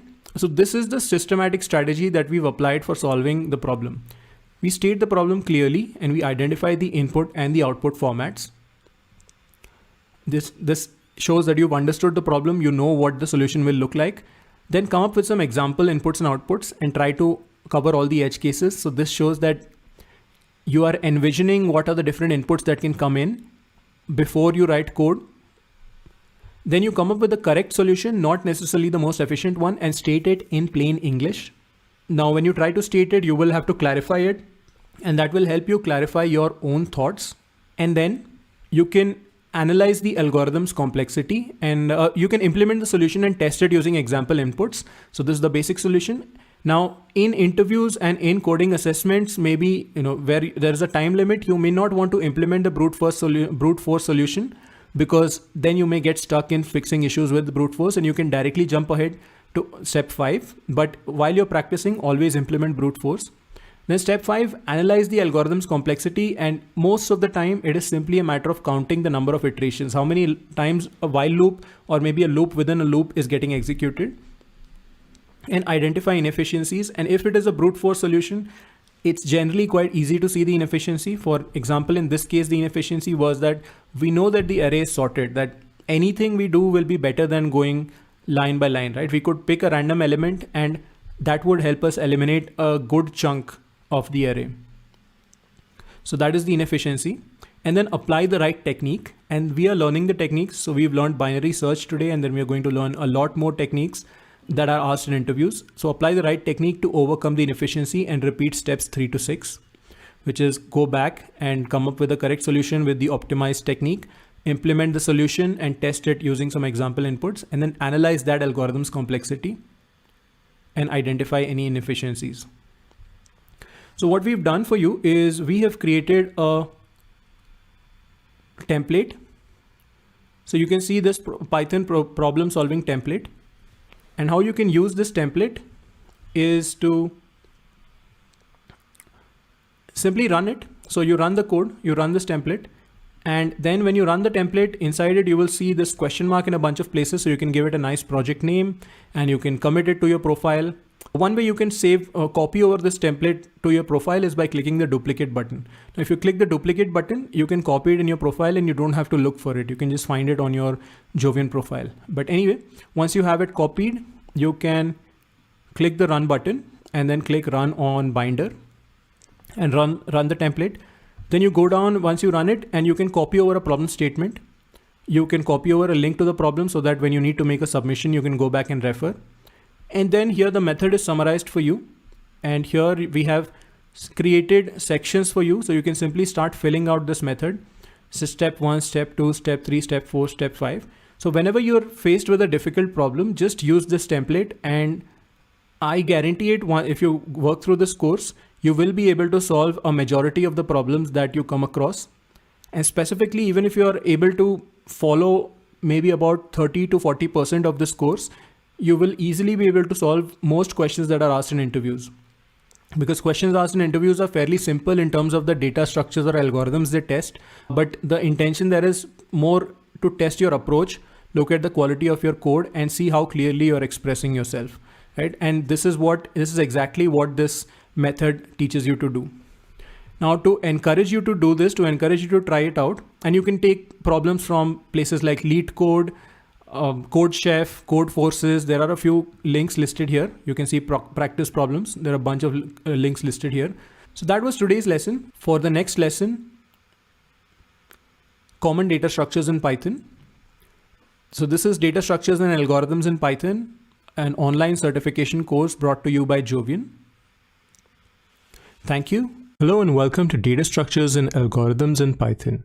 This is an online certification course being offered by Jovian. Today we're looking at Assignment 1, Binary Search Practice. So let's get started. First thing we'll do is go to the course website, pythondsa.com. On the course website, you can enroll for the course and view all the previous lectures and assignments. For assignment 1, you may want to review the video and notebook for lesson 1. Let's open up assignment 1. It's called Binary Search Practice.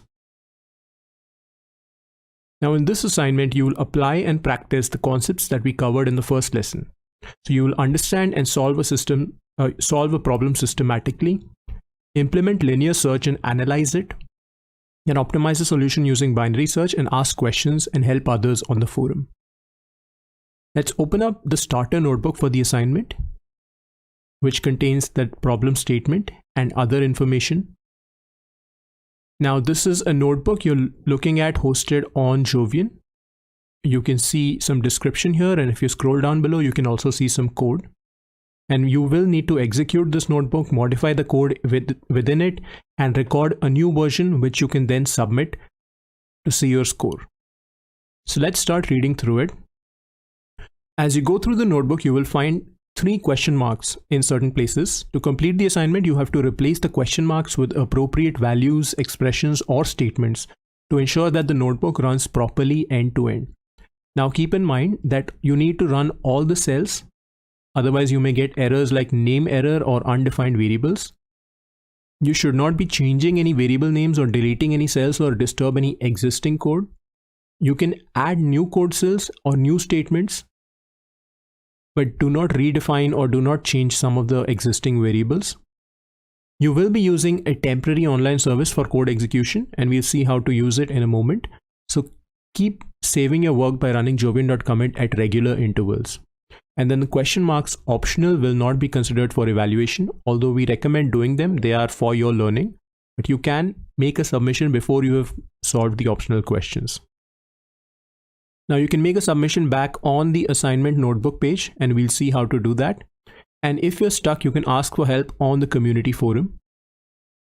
It's listed here. And we'll see how to do that as well. Now, one final thing I want to mention is you can get help with errors or ask for hints. You can even share your code and errors that you are getting in the code, but please don't ask or share the full working answer code on the forum. This is so that everybody has the opportunity to work through the problem statement on their own, make mistakes, learn from their own mistakes, and arrive at the right solution. Now, how do you run this code? The recommended way to run this code is by clicking the run button at the top of the page and selecting run on Binder. But you can also run it using some other options like Google Colab or Kaggle, or you can run it on your computer locally. So we're going to use the recommended method, run on Binder. Now we have the notebook running in front of us. The first thing I like to do is go to kernel and click restart and clear output so that we can see all the outputs of the notebook from scratch. And I'm also going to toggle the header and the toolbar so that we can zoom in a bit.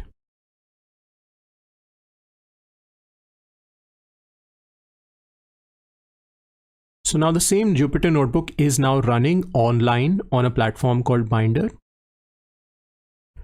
And before starting the assignment, let's save a snapshot of the assignment to our Jovian profile so that we can access it later and continue our work. So I'm going to run pip install Jovian. This is going to install the Jovian library. Then run import Jovian to import the library and set a project name.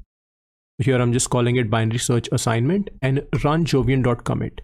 Now you've taken a starter notebook which was hosted on my profile, and then you've run it on Binder.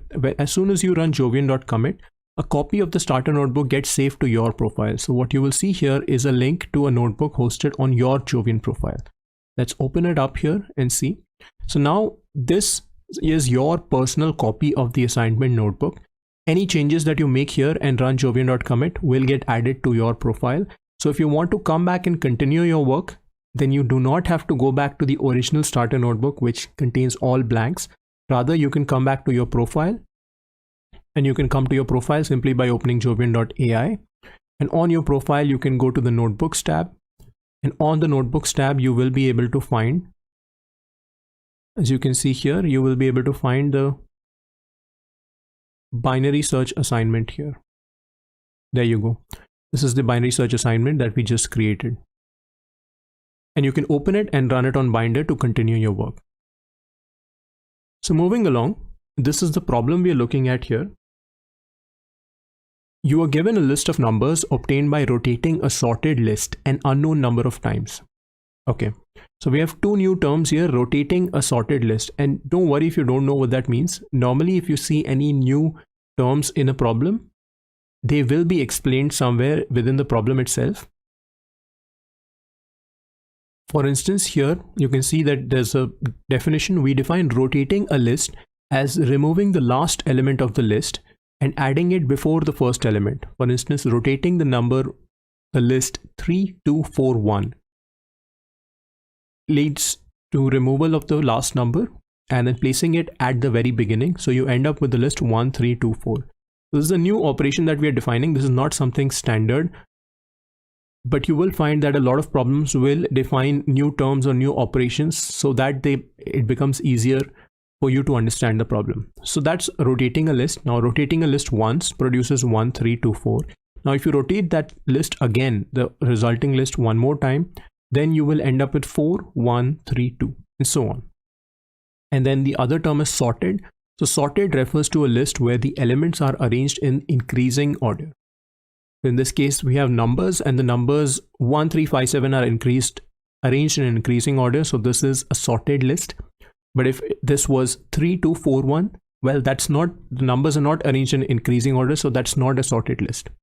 So you are given a list of numbers obtained by rotating a sorted list an unknown number of times. For instance, this sorted list 0, 2, 3, 4, 5, 6, 9 is rotated a certain number of times, and you can verify that if you rotate this 3 times, you end up with the list 5, 6, 9, 0, 2, 3, 4.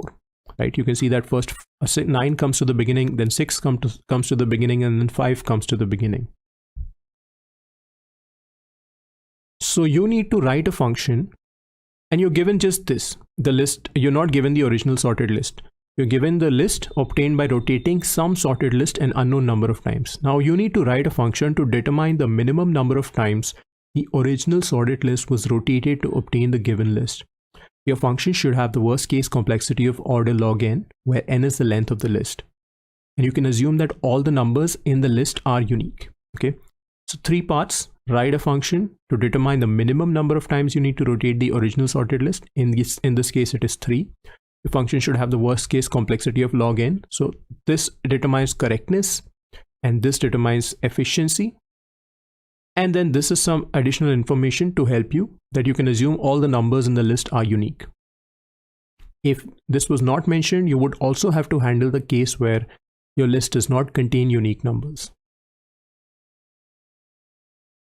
Now we will apply the method that we have been applying all throughout this course for solving the problems. Number 1, state the problem clearly, identify the input and output formats. Number 2, come up with some example inputs and outputs and try to cover all the edge cases. Number 3, come up with a correct solution for the problem and state it in plain English. Number 4, implement the solution and test it using some example inputs.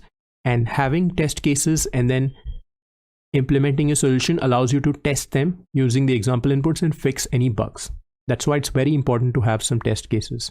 Number 5, analyze the algorithm's complexity and identify any inefficiencies. And number 6, apply the right technique to overcome the inefficiency. And then you go back and repeat steps 3 to 6. Come up with a correct solution, implement the solution and test it, and analyze the algorithm's complexity. And you can review lesson 1 for a detailed explanation of this method. Now let's apply it step by step. The first step is to state the problem clearly and identify the input and output formats. Now, while it is stated clearly enough, it always helps to express it in your own words in the way that it makes it most clear for you. And this is something that you can keep returning to rather than the original problem statement, because this is something that you will understand better.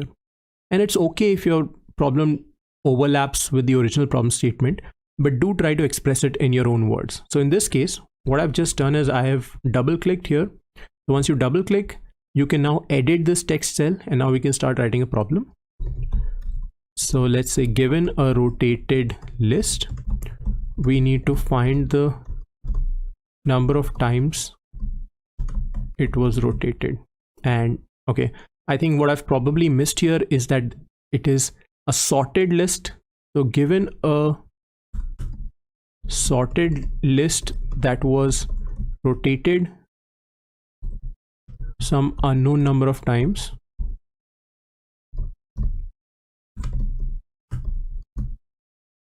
we need to find the number of times it was rotated, right?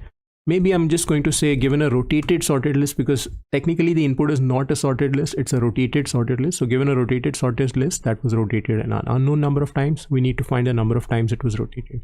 Now doing this exercise helps you determine if you've understood the problem correctly. And you may often find that, okay, there's a certain detail in the problem that you missed. Okay, but at this point, I'm happy with my description. And you will see that it is matching the description to a large extent. But it's something that I understand better. So I'll just refer to this from this point. Now I'm assuming here that I know what rotation and sorted means. Otherwise, I could also include those. Then here's a question. The function you will write will take one input called nums. What does it represent? And give an example. Okay.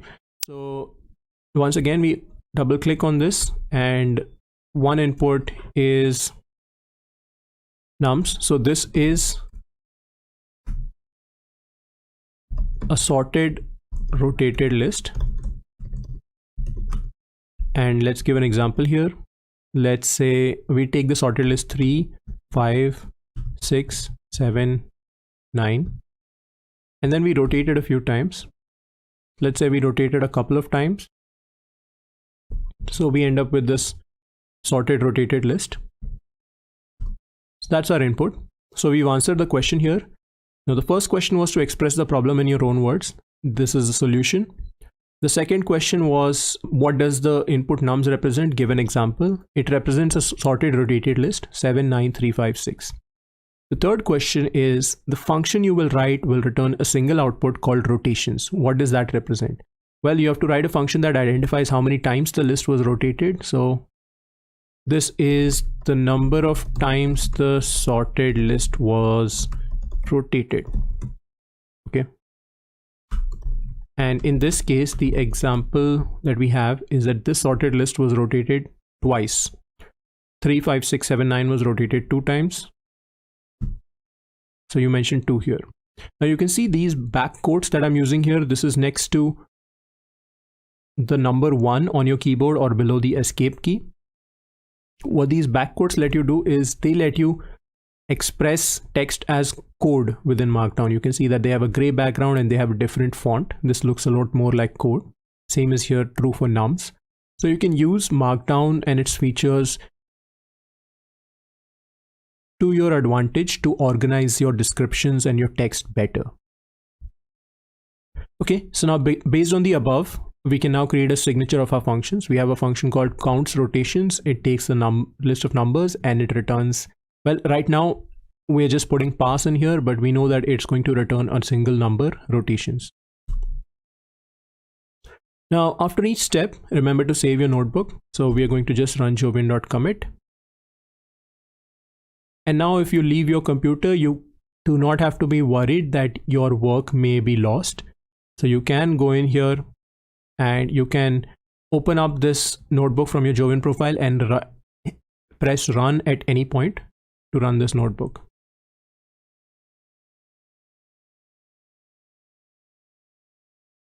Now step 2 is to come up with some example inputs and outputs and try to cover all the edge cases.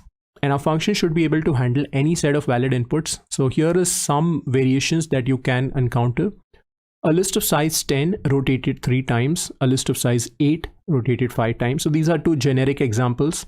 And then a list that wasn't rotated at all, a list that was rotated just once, a list that was rotated n-1 times, where n is the size of the list, a list that was rotated n times.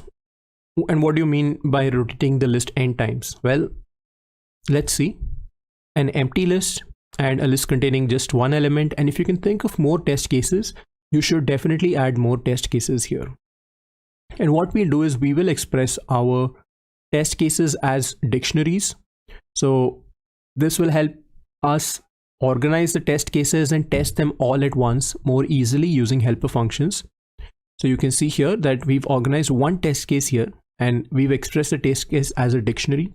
So here we have the input to the test case, that is the input key, and then we have the output to the test case. Now, because a function can take many arguments, the input itself is going to be a dictionary, and then for each argument, in this case there's just one, so we just call it nums. We have the input here, and this is the size of the output. Okay, so let's create this test case, and let us then, if you want to fetch the actual input and output out of it, so here we can fetch test input nums. That's going to give us the nums. We can use test input. The output should be test outputs. This seems to be an error. And the result is count rotations num0. Okay, so this is the actual result obtained by passing the test case into count rotations. And you can see that the result we get back is none, because right now we do not have any code. It just says pass inside.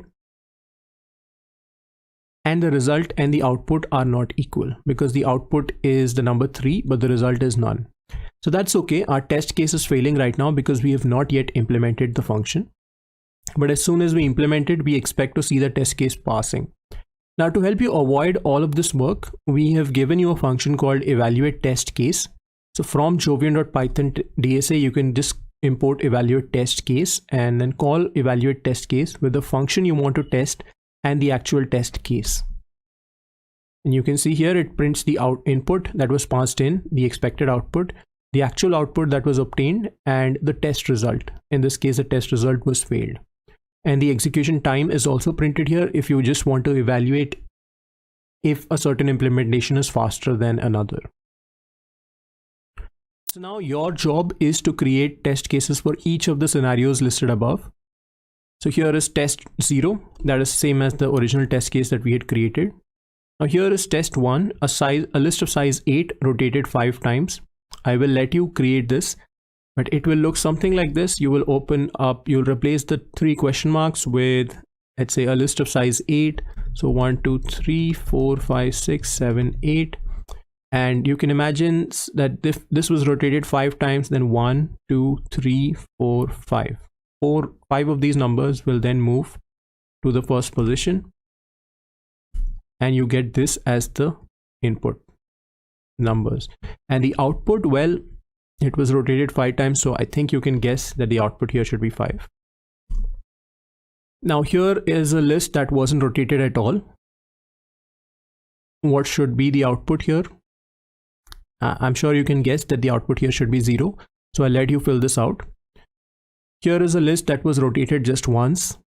So let's fill out this one. So this list rotated once would give us 7, 3, 5.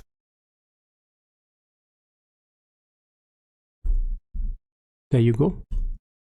A list that was rotated n-1 times, where n is the size of the list. Okay, I'll let you do that. A list that was rotated n times, where n is the size of the list. Okay, what does that look like?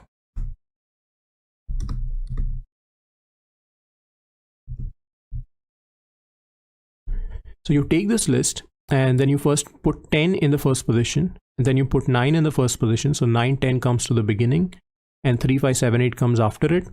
Then you move 8 to the first position, then you move 7, then you move 5, then you move 3. If you move all of these back to the first position, you end up with the same list. So you've rotated it n times. Now, what should be the output in this case? There are about 6 numbers here. So is the output 6? I don't know, I'm not so sure, because remember the question, the original question says, write a function to determine the minimum number of times the original sorted list was rotated to obtain the given list. So it has to be the minimum number of times. So we may want to just go back and change this. We need to find not the number of times it was rotated, but the minimum number of times it was rotated, or it needs to be rotated, right? So coming back here, the output should be not 6, but 0. So keep that in mind. Then here's an empty list. I'll let you figure out what should be the nums and the output here.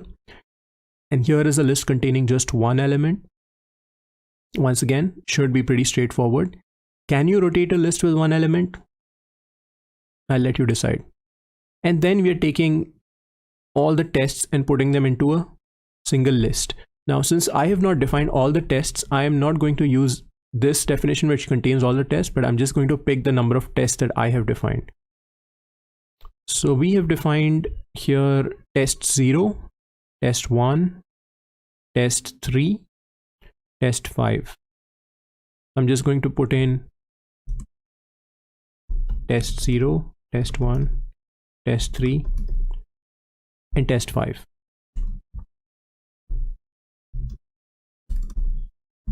And that's the full set of tests that we have. Now you definitely need to fill out all the test cases, and if you can think of some other cases that you should be testing, then you should include those test cases here as well. Okay.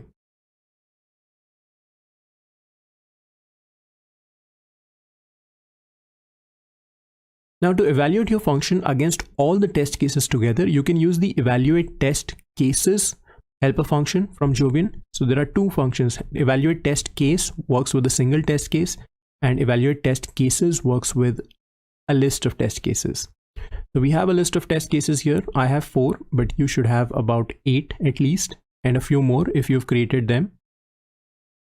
So we can import from jovian.python DSA evaluate test cases, and then invoke evaluate test cases with the count rotations function. Still, we don't have any logic in the function, so all the test cases should pass, and the list of test cases we've created. So you can see test cases 0 fails, 1 fails, 2 fails, 3 fails. So out of the 4 test cases, none of them have passed. No problem. We have completed step 2, which is to create some test cases, and we'll know once we've defined a function whether the function definition is correct. Now the next step is to come up with a correct solution for the problem and state it in plain English. And there's a hint here for you already. Coming up with the correct solution is quite easy, and it's based on this simple insight. If a list of sorted numbers is rotated k times, so you keep rotating it step by step, moving the last number to the first position, then the smallest number in the list ends up at position k. Okay, and you can verify this. It's very simple to do this. Whenever you have a doubt, just create a new cell. By the way, you can create a new cell by clicking on the left side of a cell and clicking insert cell below. Or if you're in a code cell, just click here near the prompt and press the B character. And that adds a new cell below. So let's take the list 1, 3, 5, 7, 5, 6, 7. And let's rotate it k times. And let's try with k equals 2. So if you set k equal to 2, then you're going to take 2 of these numbers from the very end and move them to the beginning. So that means 0 comes at position, 6 comes at position 0, 7 comes at position 1, and the starting element in the sorted list now comes at position 2. That's interesting. Let's move the third element as well. Okay, so now we've moved 3 elements or rotated the list 3 times, and the smallest element ends up at position 3. So it seems to hold true, and you can verify this now with a larger list, smaller list, empty list, and all the test cases that you have. And if a list was sorted k times, sorted list was rotated k times, then the smallest number in the list ends up at position k, counting from 0. Further, it is the only number in the list which is smaller than the number before it.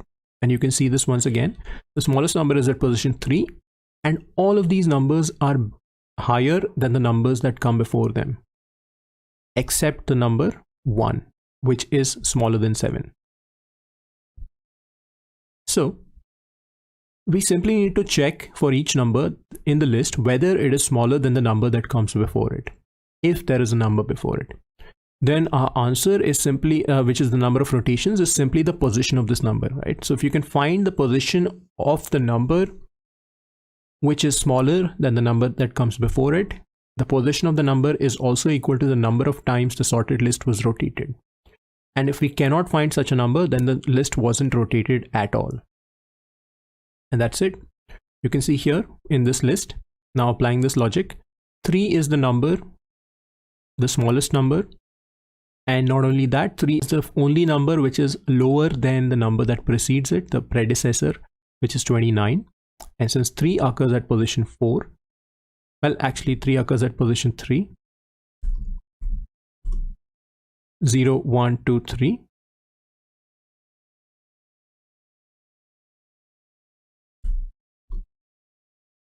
The list was rotated exactly 3 times.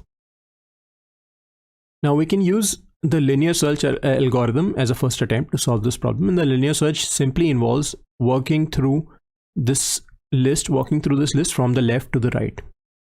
So now the task for you is to describe the linear search solution in your own words. And please write it in your own words, but here's how I'm going to write it.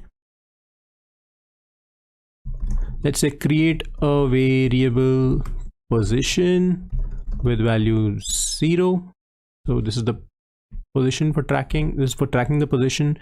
Then look at the number at the given position, and not only look at it, but compare the number at the, let's say, the current position to the number before it. Now, if your starting position with the value 0, maybe we may not, there's no number before it, so we may not be able to compare it with something. We may even just start with the value 1. That's all right. If the number is smaller than its predecessor, then return position, because position is the answer. We found the number that is smaller than its predecessor. There's only one such number. Otherwise, increment position and repeat till we exhaust all the numbers. Okay, simple. Now you can add more steps if your description of the algorithm requires more steps. That's perfectly all right. But at this point, we have a very clear description of the solution. Now we're starting with the position 1, not 0, because we also want to track the previous position.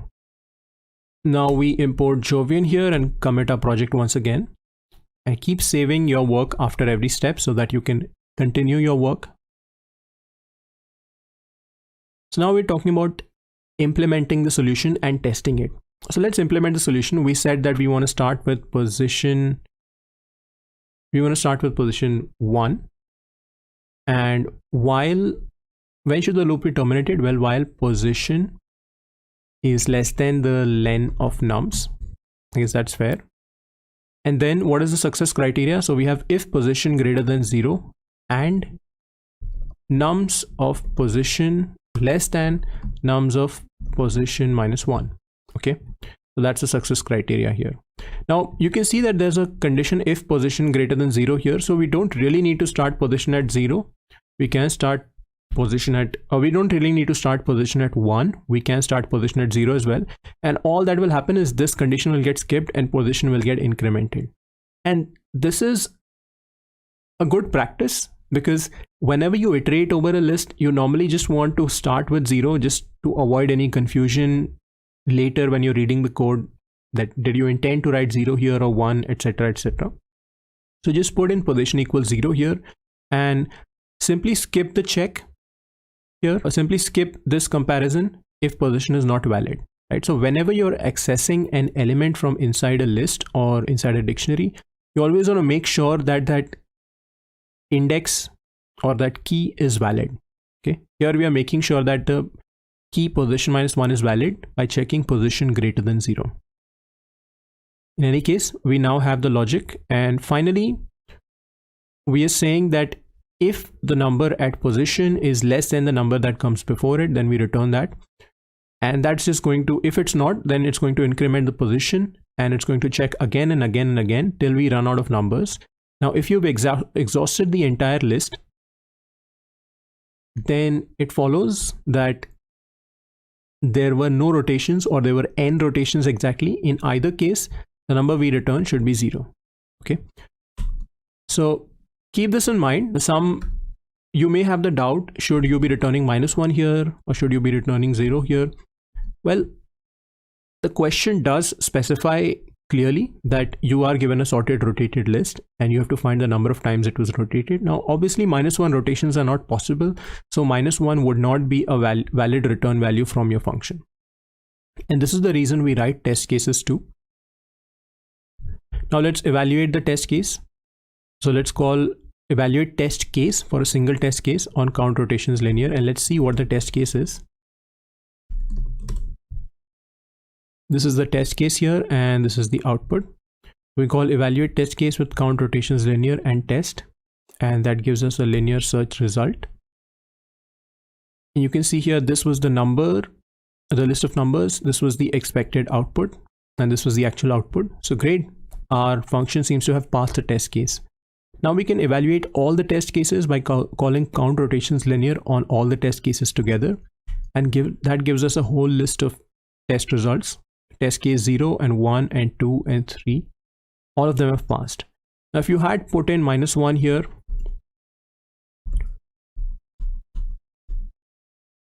you would see that one of the test cases would fail, which is the case where the list wasn't rotated at all or was rotated n times. Okay. So that should tell you that the answer here should be 0. So that's our linear search algorithm. And at this point, you may face issues. You may feel stuck. You may not be able to figure out how to write the code. And that's perfectly all right. That's part of learning. You may face errors. You may face exceptions. For instance, if you did not have this check here, position greater than 0, or maybe what you had here was some other condition, like position less than equals position +1, and that's okay. Then you can go to the forum and post your issue. So let's open up the forum here. This is the forum discussion for assignment 1, and you can go into the original topic here, which is a longer discussion. So this is where everybody's posting small issues. So you can see that there's about 321 messages that have been posted. You can start looking through this forum. You can start reading through some of the posts. You can even search. If you press Ctrl F, and you can even search for questions here. Now, if you want to post your own question, scroll down to the very end, or you can just click this button here and click reply. Okay, and mention your question here. I have an issue. Should I return -1 or 0 in the case the list has not been rotated? Okay, maybe that's, and if you want, if you have code that's not working or there's an error, you can also include a screenshot of your code, or I'll show you another trick. You can actually include, let's say you commit your notebook. So let me come up here. I've committed my notebook. And if you have a particular line of code that you want to share, you can actually click copy cell link and paste it here. So that will give a link to the entire cell. And if somebody clicks on the link, then they can view that specific cell of the notebook directly. Let's see.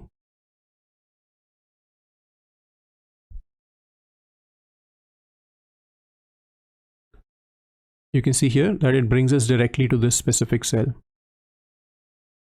There's another option. You can even click on embed cell.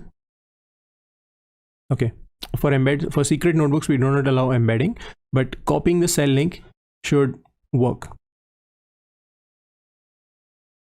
And then click reply, and your question will be posted and somebody will reply to your question. Just come back to the forum in a few hours or maybe the next day and you should see an answer. You will also receive an email.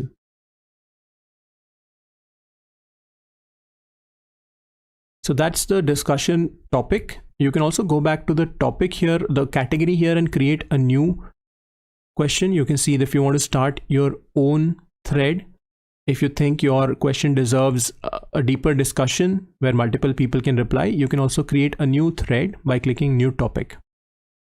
Okay, so keep this in mind and do make use of the forum. What we've seen is people who are active on the forum are at least 4 to 5 times more likely to complete the course and earn the certificate of accomplishment and continue working on these topics after the course as well.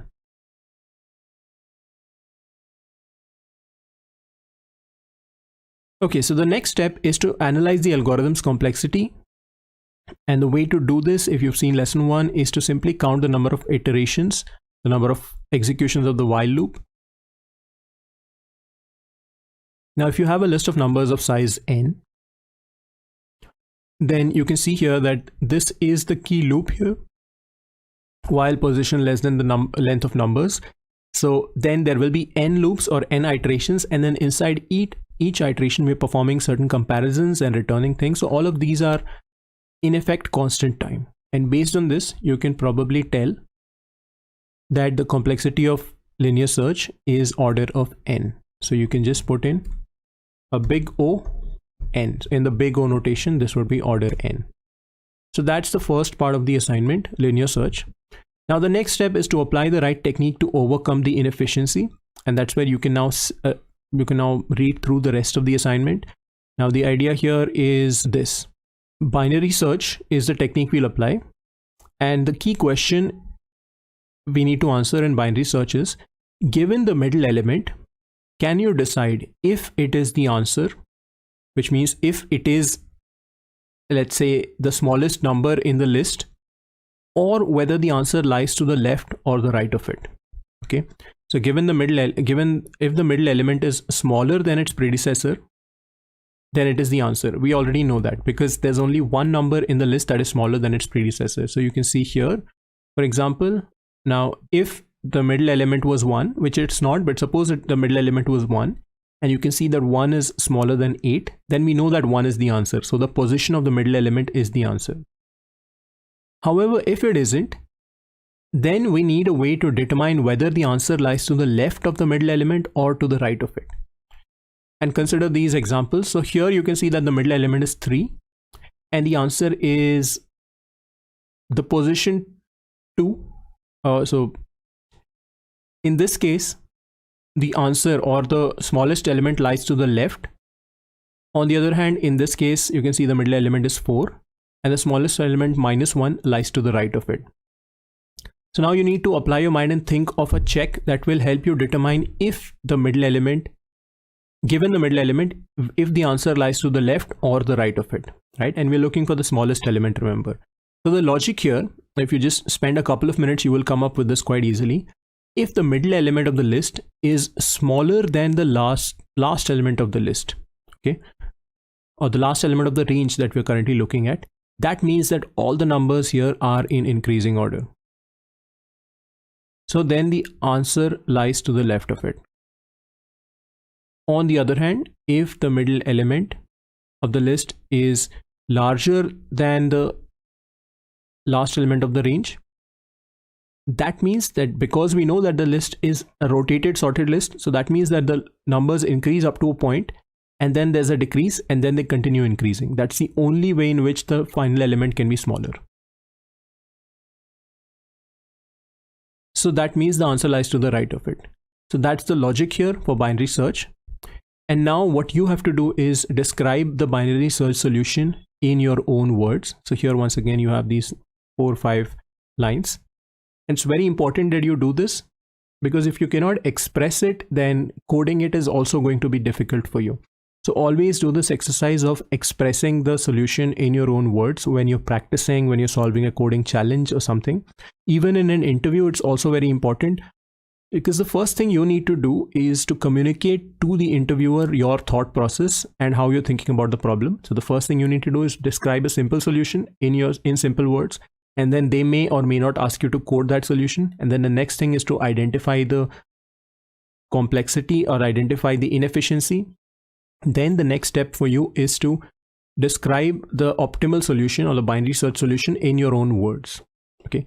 Now, if you don't describe the solution in your own words and you start writing the code, they may not be able to follow your code. So even if you've written mostly correct code, maybe with one or two edge cases wrong, they may still have a feeling that you don't know what you're writing. But if you explain the solution clearly to them, they will know that now you understand the solution, and they will be able to follow the code as you write it, and they will be able to pick up mistakes or errors and help you with the errors. One secret is that interviews are always open to helping you unless you make them really confused. So keep that in mind and describe the solution in your words. Once you do that, you can commit. Now the next step is to implement the solution. Now you implement the binary search solution as described in the previous step. Let's run this again. Yeah.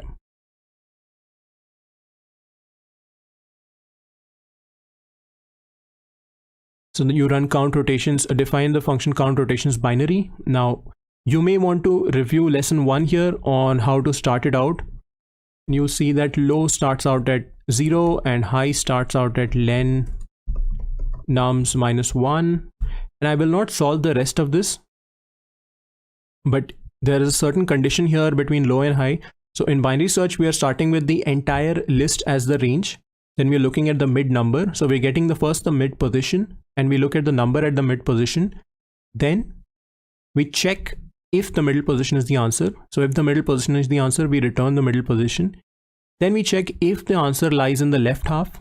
So here's a condition where you decide if the answer lies in the left half, and if the condition holds true, all we do is we change the high, so we change the end point of the range to mid -1, and then we check if the answer lies in the right half. In that case, we change the starting point of the range to mid +1, and the while loop repeats. Okay, so that's the general logic of binary search. And one thing you have to keep in mind is if none of the elements satisfy the criteria that you have, what is the answer? And this is a very important condition. This is where it is very easy to go wrong. This is also called the edge case or the trivial case. So you should handle and think about this carefully. Okay. And then once you've done that, you can evaluate the test case, and you can a single test case. You can evaluate multiple test cases. Now, if your test cases are failing, you may want to enable this print statement inside by uncommenting it, but make sure to comment it out at the end once again. And the print statement will help you see what the low, high, and mid points were. Now you may want to then take up pen and paper, look at an example that is failing, and see if the printed numbers match what you expect to see. Debugging your function is a very important skill, so keep that in mind. And use a debugging technique like this by adding print statements and working out the same problem side by side on paper to fix your issues. Otherwise, you may feel lost if you're not able to look into the internal workings of the function. Next, you have to analyze the algorithm's complexity and identify inefficiencies. This should be straightforward enough. We've already looked at the complexity of binary search, but all you need to do is make sure that what you're doing within the algorithm matches the analysis that we've done earlier. So the problem size reduces by half each time, and then we are doing constant work in each step before solving a problem of half the size. So that should roughly give you an answer. And keep committing your work. Now finally, to make a submission, you have two options. Now one option is to take this link. So your notebook has been committed here, and you can come to the assignment page. Let's open up the assignment page, binary search practice. Come down here and paste this link here and click submit. Now once you click submit, the assignment will be submitted and it will go into automated evaluation. So in about a couple of minutes, maybe up to an hour, depending on the queue of submissions from different participants, you will receive a grade over email. Let's just refresh the page. And it seems like there was an issue here. The issue was that count rotations binary was not defined. So it's possible that this happened. Count rotations binary did not get defined because there are a bunch of question marks here. So we may need to then fix the issue and then come back and make a submission once again. Okay. So here I have received fail grade. I will go back and I will fix the issue and then come back. Okay. Now it's very important for you. That's why to have good set of test cases for you to test your function. So that when you submit it or when you get an error, you can maybe look at your function's performance on the test cases and fix anything that needs to be fixed and add new test cases if you need to. Now, one other way you can submit is by simply running the code by jovian.submit assignment equals python dsa -assignment1. The code is mentioned here. You can see here that the submission was made and you can verify your submission on this page. Okay, so that's assignment 1. So what should you do next? Review the lecture video if you need to and execute the Jupyter Notebook. You may want to keep the Jupyter Notebook running side by side as you're working on the assignment. Then complete the assignment and even attempt the optional questions. If you scroll down here on the assignment notebook, you will find that there are some optional questions for you. Here's one bonus question. Use the generic binary search algorithm. So inside the Python DSA module in Jovian, there is a function called binary search. You can use the generic binary search example. Then here's an optional bonus question 2. Handle repeating numbers. We did say that you can assume that there are no repeating numbers in the list, but here's one list with repeating numbers. Can you modify your solution to handle this special case? And then here's an optional bonus question 3 about searching in a rotated list. So you're given a rotated list. Now, instead of finding the number of times it was rotated, you're trying to find the position of a certain number, for instance, the position of 6. Can you apply binary search and modify your previous solution slightly to search within the rotated list and find the position of a given number? Okay. Now, here's a hint. You can simply identify 2 sorted subarrays within the given array and perform a binary search on each subarray. To identify the 2 sorted subarrays, you can use the count rotations binary function. So that's one potential solution. Another way is to modify the count rotations binary function to solve the problem directly. So it's a very interesting problem to solve. And if you found the assignment easy, then you should definitely solve these bonus questions. And if you can solve this question by yourself without taking additional help, then you can solve pretty much any problem related to binary search that may be asked in an interview, because most of the questions are some variations of something like this, and this is pretty much the hardest problem you may get asked. You can also test your solution by making a submission on LeetCode, and this is only for the final optional question. And there's a thread on the forum where you can discuss the bonus questions separately as well. So do make use of the forum thread too. Here it is, optional bonus questions discussion. So that was assignment 1 of data structures and algorithms. This is called binary search practice. Hello and welcome to Data Structures and Algorithms in Python. This is an online certification course by Jovian. My name is Akash and I am the CEO and co-founder of Jovian. You can earn a certificate of accomplishment for this course by completing 4 weekly assignments and doing a course project. Today we are on lesson 2 of 6. Now if you open up pythondsa.com, you'll end up on this course website where you will be able to find all the information for the course. You can view the previous lessons, which is lesson 1, and you can also work on the previous assignment, which is assignment 1. And you can also check out the course community forum where you can get help and have discussions. So let's open up lesson 2. This is the lesson page. Here you will be able to see the video for this lesson. You can watch live or you can watch a recording here. And you can also see a version of this video lecture in Hindi. And in this lesson, we'll explore the use cases of binary search trees and develop a step-by-step implementation from scratch, solving many common interview questions along the way. So here is the code that we are going to use in this lesson. All the different notebooks containing the code are listed here. And let's open up the first one.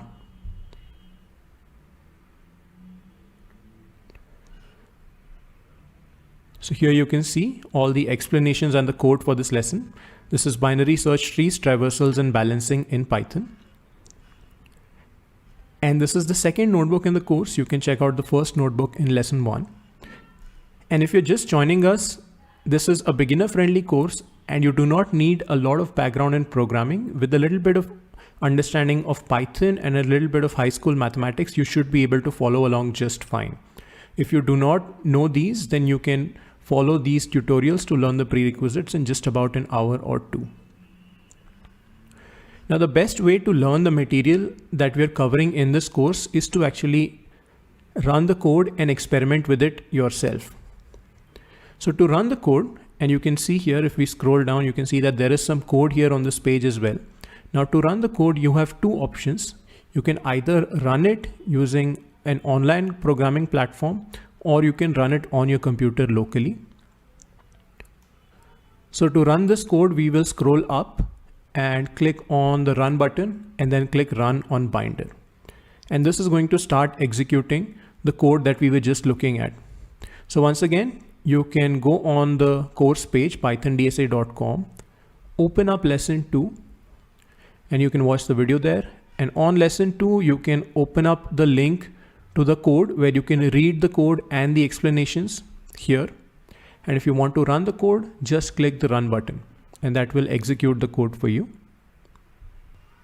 So once you click the run button on Binder, you should be able to see an interface like this. This is the Jupyter Notebook interface. The same explanations that we were seeing on the lesson page, you can see here, the same explanations are now available here.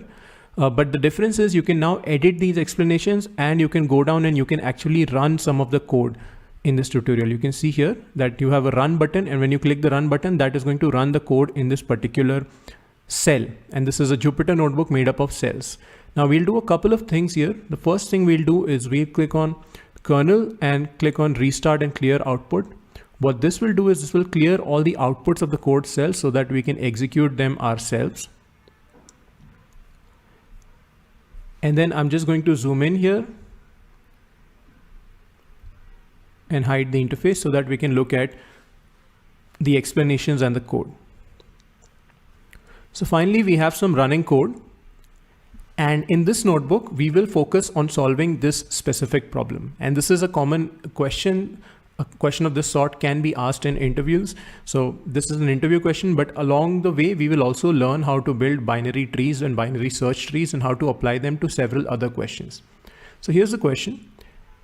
As a senior backend engineer at Jovian, you are tasked with developing a fast in-memory data structure to manage profile information, which is username, name, and email for 100 million users. It should allow the following operations to be performed efficiently.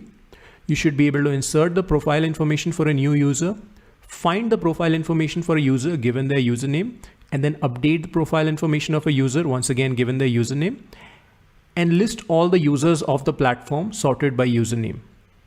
And you can assume here that usernames are unique. So this is a very realistic problem that you might face if you're working at a company where you have a lot of users. So let's see how we solve this problem. Now here's a systematic strategy that we'll apply for solving problems, not just here, but throughout this course.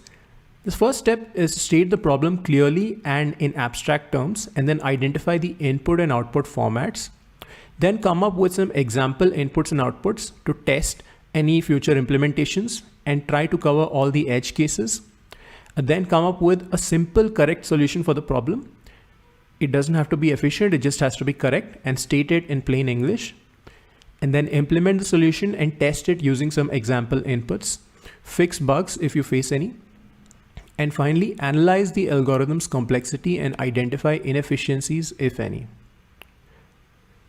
Now, once you identify inefficiencies, then we apply the right technique, and that's where data structures and algorithms comes into picture. So we apply the right technique to overcome the inefficiency, and then we go back to step 3. So come up with a new correct solution, which is also efficient, state it in plain English, implement it, and then analyze the complexity.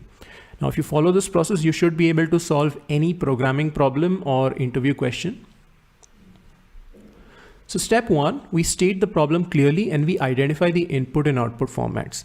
Now, we can reduce the problem to a very simple single line statement. We need to create a data structure which can efficiently store 100 million records. And we should be able to perform insertion, search, update, and list operations, all of them as efficient as possible. Now the input, the key input to our data structure, the solution that we are building is going to be user profiles, which contains username, name, and email of a user. Now, before we come up with a solution, we need a way to represent user profiles, and a Python class would be a great way to represent the information for a user. So you may have heard of the term object-oriented programming, and that is what we're going to look at now. If you're not familiar with a class, it's very simple. A class is simply a blueprint for creating objects. And what's an object? Well, everything in Python is an object, whether you're looking at a number, a dictionary, a list, anything. And you can create your own custom objects with custom properties and custom methods by creating your own custom classes. So here's the simplest possible class in Python with nothing inside it. We are creating a class user. So this is how you declare a class. And then we're putting nothing inside it. So whenever you put nothing inside a function or a class or anything, you need to put the pass statement, because Python cannot accept empty blocks of code. So here we're creating a class which does not have anything inside it. And we can create an object, or it's often called instantiation, which is creating an instance of a class, instantiate an object of the class by calling it like a function. So we say user1 is user. So this creates an object and the variable user1 points to that object. Now we can verify that the object is of the class user by simply printing it or by checking its type. User1 and type user1 are both user. Now the object user1 does not contain any useful information. So let's add what's called a constructor method. So constructor method is used to construct an object to store some attributes and properties. So now we're defining the class user once again, but inside it, we're defining this function, and you can see that this function is inside the class because there is some indentation here. So we define this function underscore init, and it takes 4 arguments. Now the first argument is a special argument called self, and we'll talk about this. And then we have 3 arguments, username, name, and email. And inside init, what we're doing is we're setting self.username. So we're setting a property on self to username. We're setting a property on self to name, and we're setting a property on self to email. And finally, we're printing user created. So let's see, let's create another user, user2. And you can see that user2 is also an object of the class user. Now here's what's happening conceptually when we do this. The first thing that happens is when you invoke this function, when you invoke user as a function, Python first creates an empty object of the class user and then stores it in the variable user2.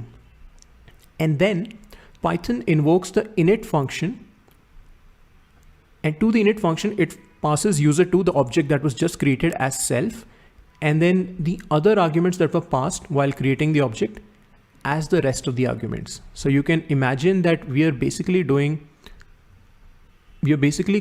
user.__init, the function, with user2, an empty object, and these arguments, John, Johndoe, and johndoe.com. And then inside the init function, we simply set these properties on user2. So now we get user2.username is John, user2.name is Johndoe, and user2.email is johndoe@doe.com. So that's basically how classes work in Python. And that's why you always have this additional extra argument in all class methods, which will refer to the object that finally gets created. Okay, so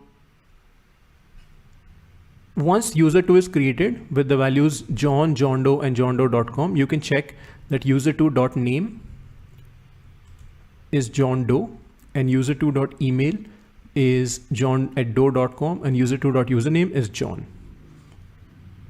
Now you can also define some custom methods inside a class.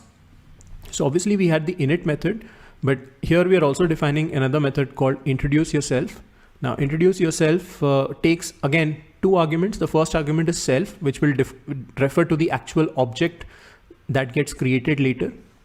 And then we have a guest name and we basically say, hi guest name, I am such and such, contact me at such and such. So these blanks are filled in using the guest name, self.name and self.email. Okay, so that's how you define a method in a class. So here we have another user we're creating, Jane and Jane Doe at jane@doe.com. And you can see here that when we call introduce yourself with David, so user3, which is Jane, becomes self, and then David becomes guest name. And that's why we get, hi David, I am Jane Doe, contact me at jane@doe.com.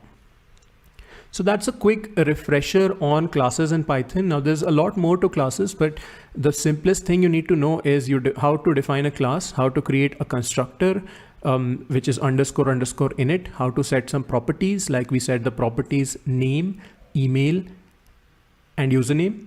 And finally, how to define methods, like we defined the method, introduce yourself.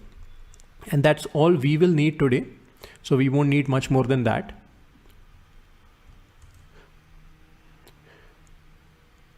And one final thing that we're doing with our class is we're defining 2 other special functions, __ repr, repr, and __ str.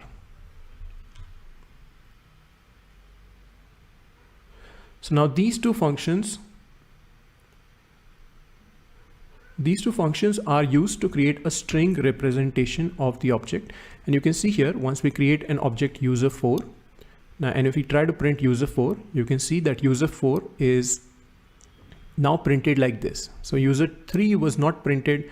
I mean, user3 was printed just as a user, but with user4, we have all this information printed here as well. So now here's an exercise for you, which also brings us to the first quiz of the day. Now we are going to do 3 quizzes in this video, and you can answer these quizzes on LinkedIn. So go to our LinkedIn profile. If you see the posts, you will see a new post here, which will give you a question. And the question is, what is the purpose of defining the functions str and repr within a class? And how are these 2 functions different? Now leave a comment with your answer and we will pick the right answer, 1 right answer, and 1 lucky winner will get a swag pack from us. So that was the input. We now have a way to represent users by creating classes. And then the output that we want, the final output that we want to create for our problem is a data structure. So a data structure is once again something that we can define using a class. So we can expect our final output to be a class called user database, which has 4 methods: insert, find, update, and list all. And insert takes a user and inserts it into the database. Find takes a username and returns the user. Update takes a user and updates the data for that user. And finally, list all returns a list of the users. So this is what the class will look like, and we have not implemented it yet, but we now have an interface. So now the next step is to come up with some example inputs and outputs. So let's create some sample user profiles that we can use to test our functions once we implement them. So we're going to create these 7 user profiles, and you can see that we're creating these 7 user profiles with a username, name, and an email, and storing them in these variables using the user class that we have just defined earlier. And we're also going to store the list of users in this variable called users. And as you can see, we can access different fields within a user profile using the dot notation. So you can check biraj.username is Biraj, and biraj.email is biraj@example.com, and biraj.name is Biraj Das. Now you can also view a string representation of the user as we have seen. So if we print the user, you can see some information about the user. And here is the full list of users that we have created. So it's always a good idea to set up some input data, set up some test inputs that you can use to test with your implementation later on. And since we haven't implemented our data structure yet, it's not possible to list any sample outputs, but you can try to come up with some different scenarios to test any future implementations. So let's list some scenarios for testing the methods of our user database class. So the methods are insert, find, update, and list all. And for inserting, you may want to test that you're inserting a user into an empty database of users. So that's what's called an edge case. And then the general case is to insert a user into the database, assuming that the user already does not exist. Then another edge case is trying to insert a user with a username that already exists, right? So these are all the different ways in which we can use the insert function, and there can be some more. So here's an exercise for you. Try coming up with all the different scenarios in which you would like to test the different functions: insert, find, update, and list.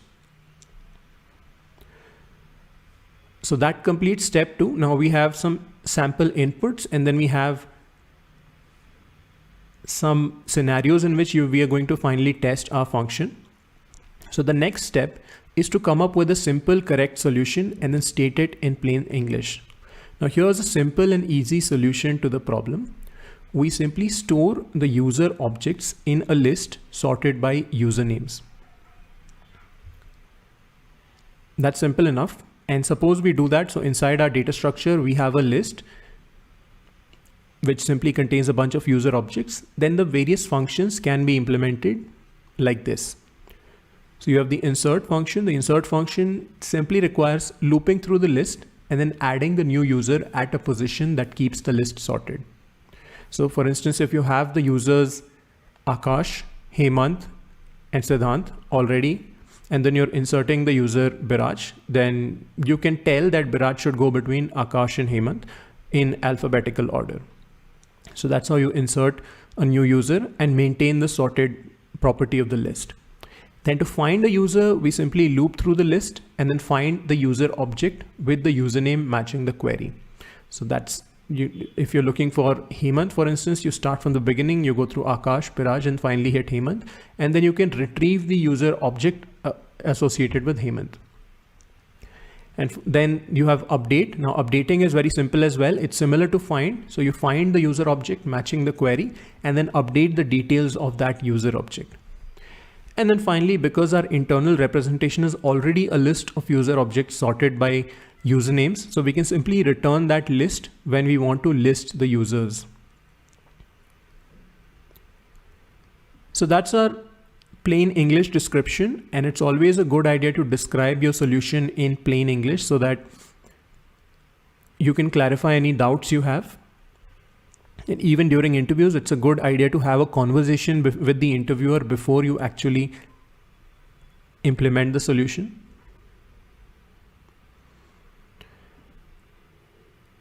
And now one fact that we can use is that usernames, which are strings, can be compared using the less than, greater than, or equal to operators. So we can compare strings just like numbers in Python. So that will make it easy for us to implement these functions. And that brings us to the implementation. And the code for implementing these is also fairly straightforward. So now we have the user database class. We are actually implementing this class. And here you see that we have a constructor, and the constructor does not take any additional arguments apart from self. And all we do is inside self, we set a property .users, and that property .users is set to an empty list. Then we come to insertion. So now assume that we already have some users in our user database. So we start out with a pointer set to 0, and we go through all the valid positions in the users list. So which is from 0 to n-1 if there are n users. And then we find the first username greater than the new user's username. So for instance, if you're inserting Hemant, then you go through Akash and Biraj, and then finally you realize that the next value is probably Siddhant. So you want to insert Hemant before Siddhant, right? So you want the first username that's greater than the new user's username. And you check this property, and as soon as you find the next user is greater than the user that needs to be inserted, we break out and then we insert that user at that position. Okay, so this is the insertion. You can, it's just 4 or 5 lines of code. So you can work through this code, try to read this code line by line and see how it works. Now, similarly, you have the find function, the update function, and the list function. They're all pretty straightforward. There's really not much here. So this is an exercise for you, because this is also the brute force or the simple implementation. So this is an exercise for you to go through each of these functions and try it out, and use the interactive nature of Jupyter to experiment and add print statements inside each of the functions if you need, inside each of the loops, if you need more visibility into what's happening. Okay. But what we will do is we will try and test this implementation out. And the first thing we do is instantiating a new database of users using the user database class. So here we say user database, and that gives us a database of users.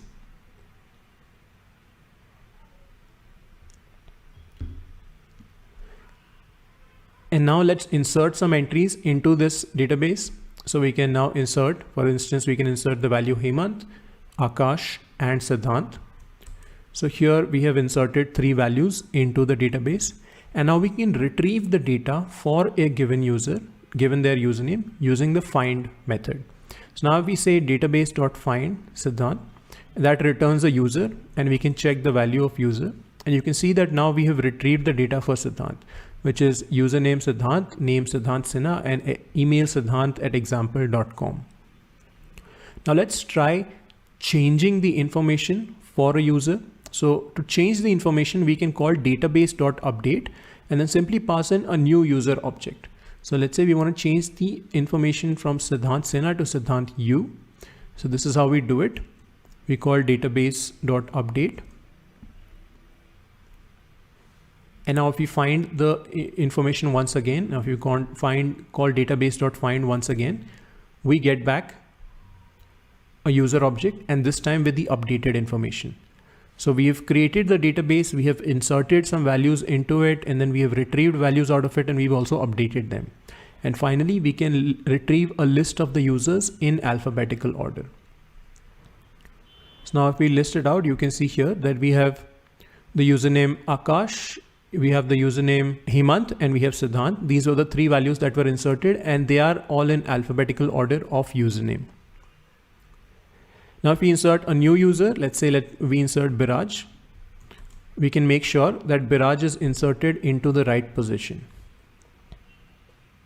Okay, so that's how we use the data structure that we just created. And you can use the empty cells here to try out the various scenarios when you run the notebook. So just to recap, we created a simple class inside which we are storing a list of users in sorted order of usernames. And then insertion is pretty easy. We simply loop through, find the right position, and insert any new values. Finding values is very easy as well. We simply loop through and keep comparing. And updating values is simply a matter of finding them and then updating that specific value. And listing is simple because we can simply return the internal list representation that we're already storing in the sorted order of usernames. So that's the simplest solution, or one of the simplest solutions. There can be even simpler solutions maybe. So the next step now is to analyze the algorithm's complexity and identify any inefficiencies. So typically in an interview setting, you may not want to implement the simplest solution. So you can actually skip step 4. When you've described what the simplest solution is in English, in plain English, which was step 3, you can directly jump to analyzing its complexity and then move on to optimization and implementing the optimized version. But when you're practicing or when you're learning, it's always a good idea to implement even the brute force solutions. So let's analyze the complexity. The operations insert, find, update involve iterating over a list of users, and in the worst case, they may take up to n iterations to return a result, where n is the total number of users. Now the list all function is slightly different because it simply returns an existing list. So the list all function does not take linear time, it takes constant time. Now based on this information, it's very easy to guess the time complexities of the various operations. Insert, find, and update have a order n worst case time complexity, which means they can take up to n iterations. However, the list function has an order 1 complexity, which means irrespective of how many users you have in your database, it returns the list in the same amount of time. Now, if you want to display the list or if you want to iterate over the list, that may take you additional effort, but getting the list itself is a constant time operation. So that was the time complexity, and an exercise for you is to verify that the space complexity of each operation is order 1. And if you're wondering what we mean by complexity, then you can go back and watch lesson 1 where we talk about analysis of algorithms, complexities, and the big O notation, what we're calling order of n, the big O notation. All of these explained in a lot more detail. So you can go back to lesson 1 and check it out. Now we've created a simple solution, and our first question might be to wonder if this is good enough. And to get a sense of how long each function might take if there are 100 million users on the platform, let's create a while loop.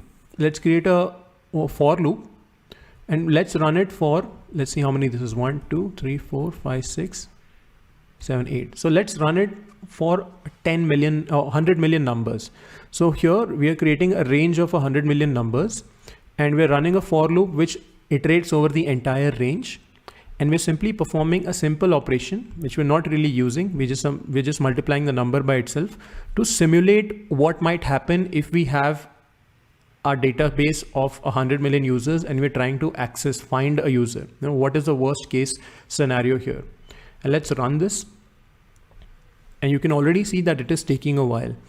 For 100 million users, the loop takes about 10 seconds to complete. Here it took about 9.45. And a 10-second delay for fetching user profiles will definitely lead to a suboptimal user experience, and that may cause users to stop using the platform altogether. Now, imagine you came to Jovian.ai and it took 10 or 15 seconds to load your profile, and then maybe even longer to load the other information and display it. You would not be happy with the experience. And then a 10-second processing time for each user, for each request, each profile request will also significantly limit the number of users that can access the platform at a time. Because if you're running the backend server on one computer which has 8 cores, then each core will be busy for 10 seconds each time a user tries to access the platform. So you can only serve about 8 users in 10 seconds time. Now that's pretty bad. That could significantly limit the number of users. You will have a significant outage if a lot of users come to the platform. Or on the other hand, you may have to increase the cloud infrastructure, add more servers, add bigger hardware, more cores, more RAM. And that could increase the cloud infrastructure costs for your company by millions of dollars. So as a senior backend engineer, you must come up with a more efficient data structure. And this is why choosing the right data structure for the requirements at hand is a very important skill. Now, we can clearly see that using a sorted list of users may not be the best data structure to organize the profile information. So let's see what better we can do here. And before we do that, let's save our work.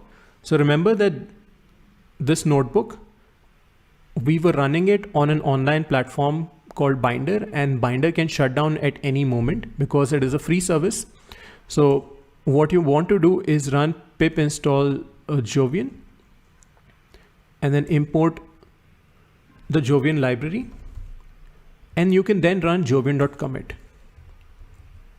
Now when you run jovian.commit, what this does is this captures a snapshot of your Jupyter notebook, whether you're running it on Binder or you're running it on your own local computer, and it saves the snapshot of this Jupyter notebook on your Jovian profile. So here you can see now on my Jovian profile, I have this notebook, and I can go back on my profile and view the other notebooks that I've created in the past. So your Jovian profile becomes a collection of all the Jupyter notebooks that you're working on. So always it takes just a couple of lines, import Jovian and run jovian.commit. So always run jovian.commit inside your notebooks. And if you want to resume any work that you were doing, then all you need to do is click on the run button and then click run on Binder once again. And then you can start executing the code within the Jupyter notebook once again, right? So remember that Binder is a free service, so it will shut down if after about 10 minutes of inactivity, which is if your computer goes to sleep or you change your tab. So keep running jovian.commit from time to time. So now we have a simple implementation and we've analyzed it and determined that it is not efficient, it is inefficient. So now we need to apply the right technique to overcome the inefficiency. And we can limit the number of iterations required for common operations like find, insert, and update by ditching the linear structure that we had earlier and organizing our data in a more tree-like structure. So this is a structure that we'll use for our data, and we will call this a binary tree.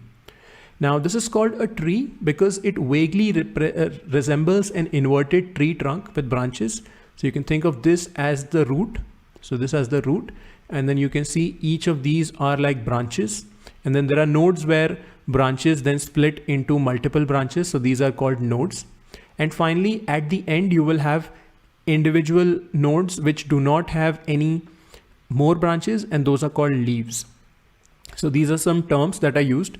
The tree represents the entire structure. The top node is called the root, and each element in the tree is called a node. The top node is called a root.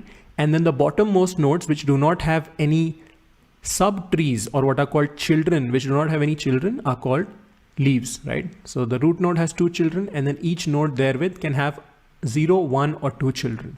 So it's not necessary to have exactly 2 children, but up to 2 children is what determines a binary tree. So that's a binary tree. But the binary tree that we need will have some additional properties, which is what will make it efficient for our purposes. So you can see one thing you can observe here is that the root node also seems to be the central value if you sort the keys in increasing order. So what you will notice is on the left, we have keys which lie before Jadesh, and on the right, we have keys which lie after Jadesh. So that's one thing. And that is actually the second property listed here, that the left subtree of any node consists only of nodes which have keys that are lexicographically smaller than the node's key, right? So the key for this node is Biraj, and that is lexicographically smaller than Jadesh. And similarly, Hemant and Akash are all smaller than Jadesh. And then this property holds at every node. So at every node, if you check Sonaksh, you can see that Siddhant is less than Sonaksh, and Vishal, which comes to the right, is more than Sonaksh. And then Sonaksh, Siddhant, and Vishal, all three are greater than Jadesh, right? So when a binary tree satisfies this property, it is called a binary search tree. So that's what we're looking at here. This is a binary search tree. So that's the first property that we need. The second property is that our nodes will have both keys and values. Now, sometimes you can create binary trees with just keys. Each node will have a single number or a string inside it, and you can call it the key or value or element or whatever you wish. But what we want is we want the keys to be usernames so that we can compare the keys easily. But along with each node, we also want to associate a value, which is the actual user object. So if we're looking for Hemant, let's say we start at the root node, we see that Jadesh is the root node. And since it is a binary search tree, we know that Hemant lies to the left. Then we reach Biraj. We know that Hemant will lie to the right of Biraj. So we go right, we reach Hemant. And then we access the value stored at Hemant, which is the user details for Hemant, right? So we need both keys and values in a binary tree. And this is what is called a tree map or a map in many languages.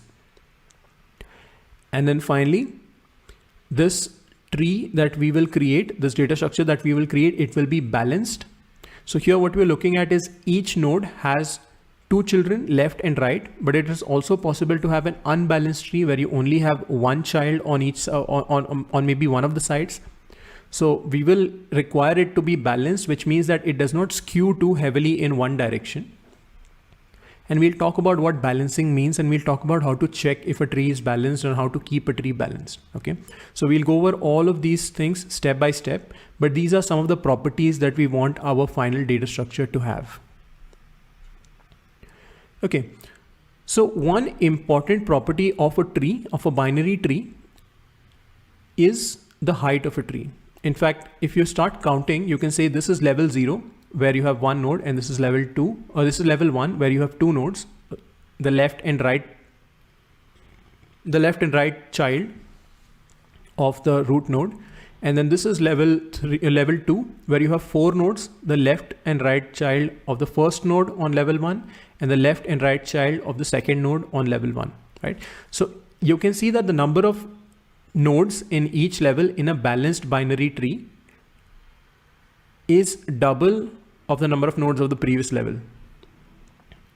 So if you have a tree of height k, or which means a tree which has exactly k levels, then here's the list of the number of nodes at each level. Now level 0 will have one node, the root node. Level 1 will have two nodes, its children. Level 2 will have four nodes, their children. So that's 4 nodes is 2 times 2, or 2 to the power 2. Level 3 will have 8 nodes, 2 nodes for each of these 4 nodes. So that's 2 to the power 3. And similarly, if you keep going down, level k minus 1, the final level, will have 2 to the power of k minus 1 nodes. So that if the total number of nodes in the tree is n, then it follows that n is 1 plus 2 plus 2 square plus 2 cube plus so on plus 2 to k minus 1. Okay. So what we're trying to determine here is what is the relationship between the height of the tree and the total number of nodes in the tree. And this is the relationship, and we can simplify it a bit. If we add 1 to each side, you can see here that this side we get n plus 1, and this side we get 1 plus 1, which gets simplified as 2, or 2 to the power 1. And then we can add 2 to the power 1 with 2 to the power 1, and that gets simplified as 2 to the power of 2. Then we can add 2 to the power of 2 and 2 to the power of 2, and that gets simplified to 2 to the power of 3. And we can keep performing this reduction. We can keep adding these together till we finally end with 2 to the power k minus 1 plus 2 to the power k minus 1, which is simply 2 to the power of k. So what that gives us is that k, the height of the tree, is log of n plus 1, which is approximately, or in almost in every case, less than log n plus 1. So that's a bit of an approximation we're doing here, but it is the height of the tree is less than log n plus 1. So to store n records, we require a balanced binary search tree of height no larger than log n plus 1. Now this is a very useful property in combination with the fact that nodes are arranged in a way that it makes it easy to find a specific key simply by following a path down from the root, the binary search tree property. And we'll see soon by the end of this lesson that the insert, find and update operations in a balanced binary search tree have complexity order of log n. So in our original implementation, our brute force implementation, they had order n, and this time we've reduced the complexity to order log n, and that is far better. And we'll see how that happens. Okay. So that's a quick introduction to binary search trees. We've had enough theory now. Let's get into some implementation. But before that, we have the second question.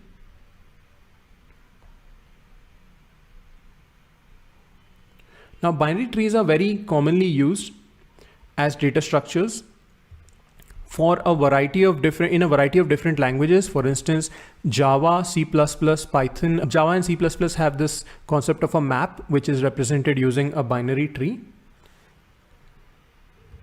And it is also used in file systems. So binary trees are also used in file systems to store indexes of files. So when you browse your file system or when you search for a specific file, it is a binary tree that is used to look up the file and find the location of the file. Now that brings us to our second question of today. Now you can find the second question on our LinkedIn profile. So once again, go to linkedin.com/school/JovianAI. And you will find the second question here. The second question is, which tree-based data structure is used to store the index in the Windows file system, and who invented this data structure? So like this question, follow us and comment with your answer. And you can stand a chance to win a swag pack, right? So if we repeat the question, which tree-based data structure is used to store the index in the Windows file system, also known as NTFS, and who invented this data structure?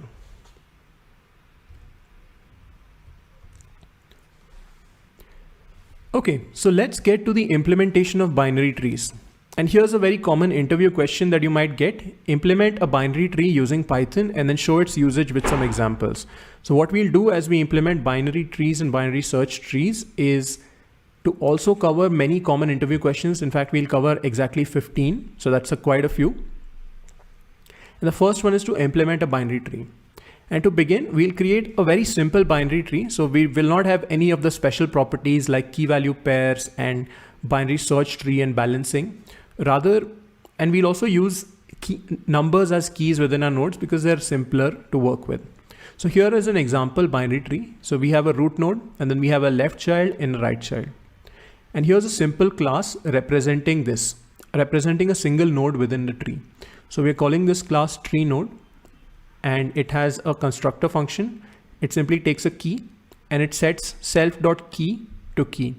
It also has a couple of other properties, self.left and self.right, which are initially set to none. So each node when it's created exists independently of other nodes. And now let's create nodes representing each of these nodes. So we have node 0, we're calling tree node with the value 3. Then we have node 1 and node 2. So there you go. Now we've created the nodes and we can verify that it is of the type tree node. You can see here. And if we check the key of node 0, you can see that it has the value 3. And we can now connect the nodes by setting the dot left and dot right properties of the root node.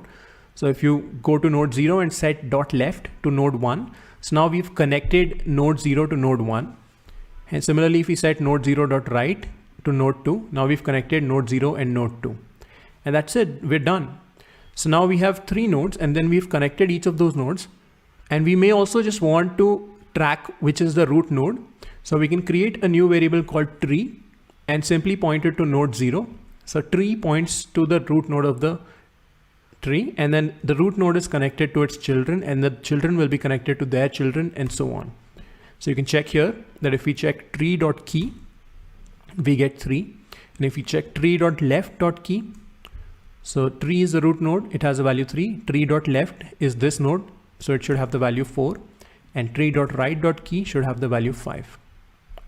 Okay, so pretty straightforward, and that's pretty much the answer to the question, implement a binary tree in Python.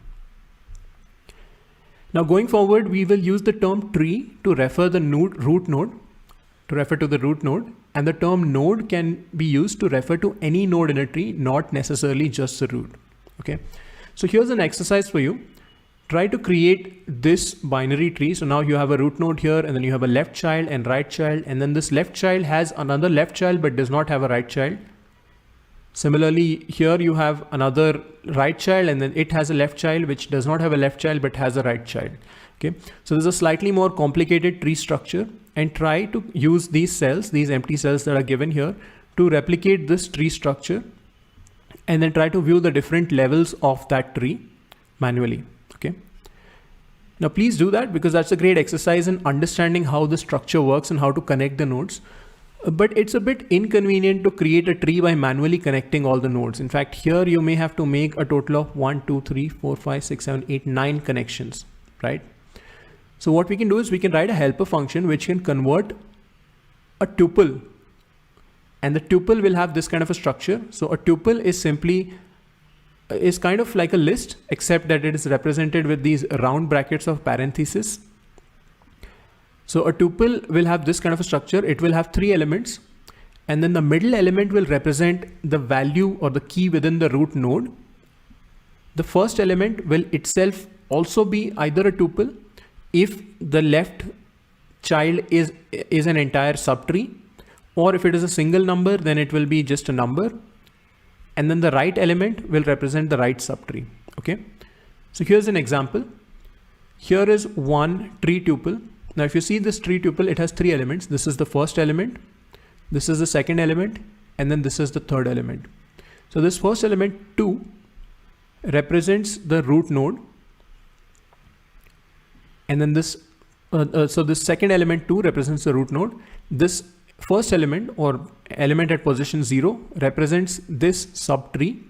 So you can see here that in this subtree, if you look at just that subtree of that tree, 3 is the root in that subtree, and then 1 is the left child, and there is no right child. So that's what this represents. And then for this subtree where 5 is the root node, and then you have 2 other subtrees, that's represented here. So 5 is the root node, and then you have a subtree here and a subtree here. So this is a very easy way, this is a convenient way for us to represent a binary tree. And what we can do is we can define a function parseTuple, and this parseTuple function can take a tuple like this and then convert it into a tree-like structure of linked nodes using the tree node data structure, using the tree node class that we have defined above. So we call the parseTuple function with some data, for instance, this tuple. And the parseTuple first checks if data is of the type tuple and it has a length 3. If these two things hold true, then first we create a node. We create a node with data 1. So in this case, we create a node with 2 as the key. And then we set the left and the right subtrees of the node. And then we're doing something very interesting here. We're calling the parseTuple function once again. So we call parseTuple this time. So this is called recursion. When a function calls itself inside it, that's called recursion. So we call parseTuple with the first element, which itself is a tuple, right? So once again, that it calls another invocation to parseTuple. And for a moment, let's assume that that returns the proper subtree, the proper node. So we set that node, which got created, to node.left. And similarly, we create the right subtree using these values. And then we set that node to node.right. Okay. Now, you might wonder, in the function we're calling itself, so when will this stop? Can't it go on forever? And that's where you have to track the actual function calls. So when we call parseTuple with the entire tuple, first it calls parseTuple with this. And when you call parseTuple with this, then you can see that 3 is used to create a node, and then parseTuple is called with 1. So when parseTuple is called with 1, this condition no longer holds true. And we also check the next condition, which is if the data, if 1 is none and 1 is not none. So this condition does not hold true. So we fall into the else condition and we simply create a node, right? So we just create a node, and this time we are not calling parseTuple once again, right? So this is called a terminating condition of the recursive function. And similarly, once we get back the result from 1, then we call parseTuple with the value none. Once again, this condition is not entered and this condition matches. So we set node equal to none, and then we return the node. Okay. So when we reach either a leaf node, which is either a single number, or we reach the value none, that is when we stop invoking the function recursively, and then the function returns, and that's how the entire tree gets converted. So this is a very powerful idea in programming, the idea of recursion, the idea of functions calling themselves. And it can seem unintuitive and confusing at first. So one thing you can do is you can add a print statement here inside this function to see how it works, to see how the different calls are going. So when you call parseTuple with the entire tuple, what are the internal calls that are made, and study how the result comes out. Maybe try it on pen and paper, but it's a very important technique for you to learn.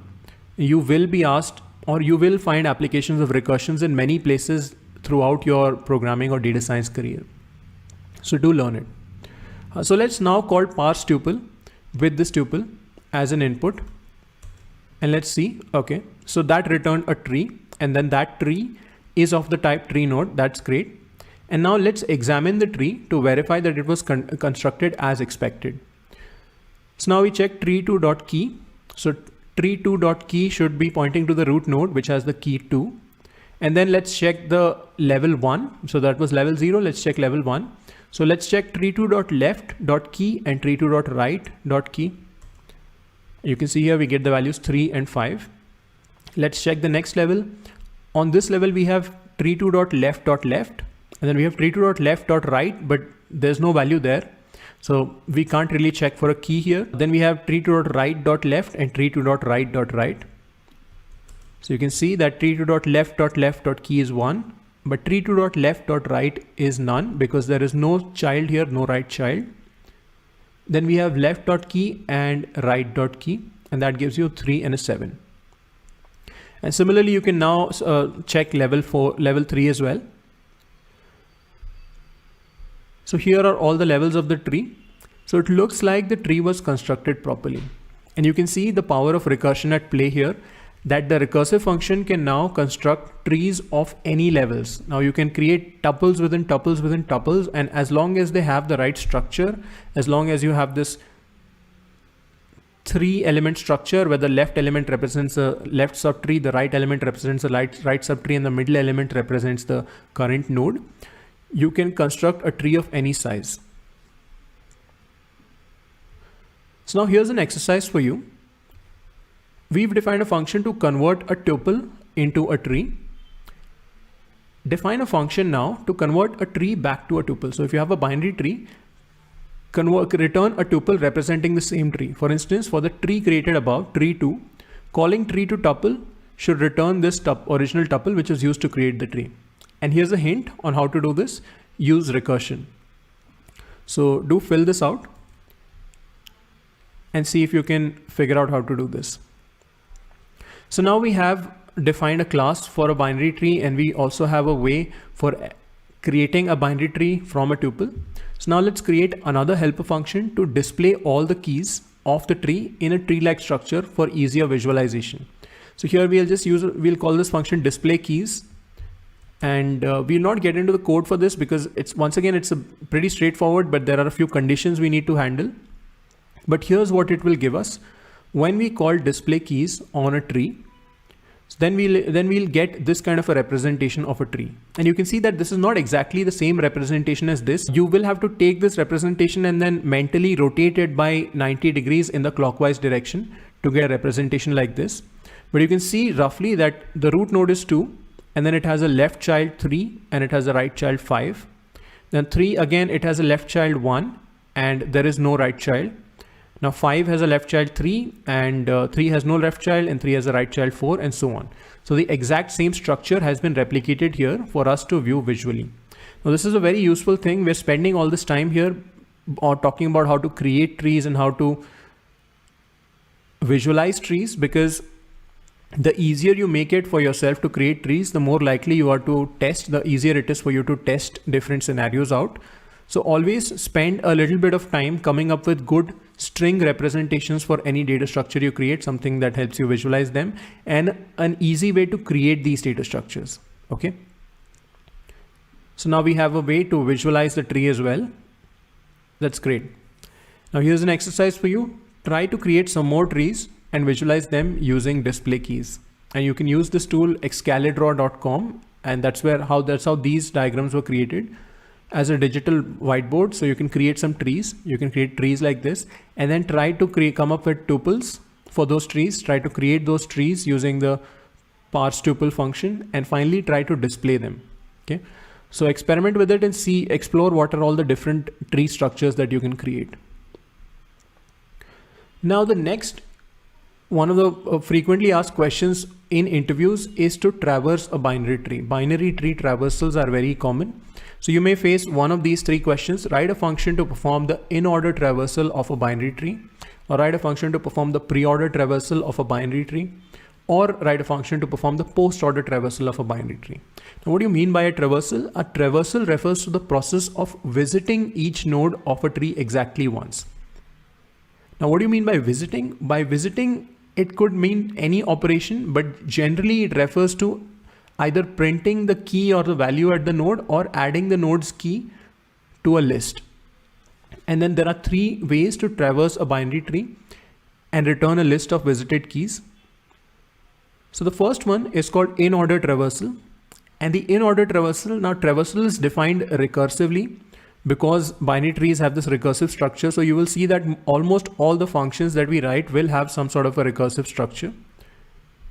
So in-order traversal involves first traversing the left subtree recursively in order, then traversing the current node, and then traversing the right subtree recursively in order. So what does that mean? Well, we start out with this tree and we're traversing it in doing an in-order traversal. So we look at the root node and then we realize that it has a left child. So it has a left subtree. So we do not visit it yet, which means we do not print it or we do not add it to our list yet. Rather, we follow the path on the left side and then we come across 3. And then we realize that, okay, 3 also has a left child. So we don't visit it yet. So then we go down to 1. We go down to 1 and now it does not have a left child or a right child. So we can visit 1. Then we go to 3 and now we visited the left subtree of 3. So now we can visit 3. And then the next step is to visit the right subtree of 3. But of course 3 does not have a right child. So there is no right subtree to visit. So we can move back up to 2. So now we've visited the left subtree of 2. So now we can visit 2. So we print 1, 3, 2. And now once we've visited 2, we can now visit the right subtree of 2. So to visit the right subtree, we go to 5. Once again, we realize that 5 has a left subtree. So we go to 3. Now 3 doesn't have a left subtree. So we can visit 3. Then we visit 4. Then now since we visited the left subtree of 5, we can now visit 5. And similarly, we then visit 6, 7 and 8. Okay, so that's the in-order traversal of the tree. And then there is another traversal called pre-order traversal, which is slightly different, where you traverse the current node first. So here we start out at 2 and we say that, okay, we're going to visit 2 first. So we visit 2 or print it or add it to a list. Then we traverse the left subtree and then we traverse the right subtree. So we visit 3 and 1 and then we come to the right side. We visit 5 and 3. So you can compare these two diagrams and see how in-order and pre-order traversal are different. Now these are very important for you to understand because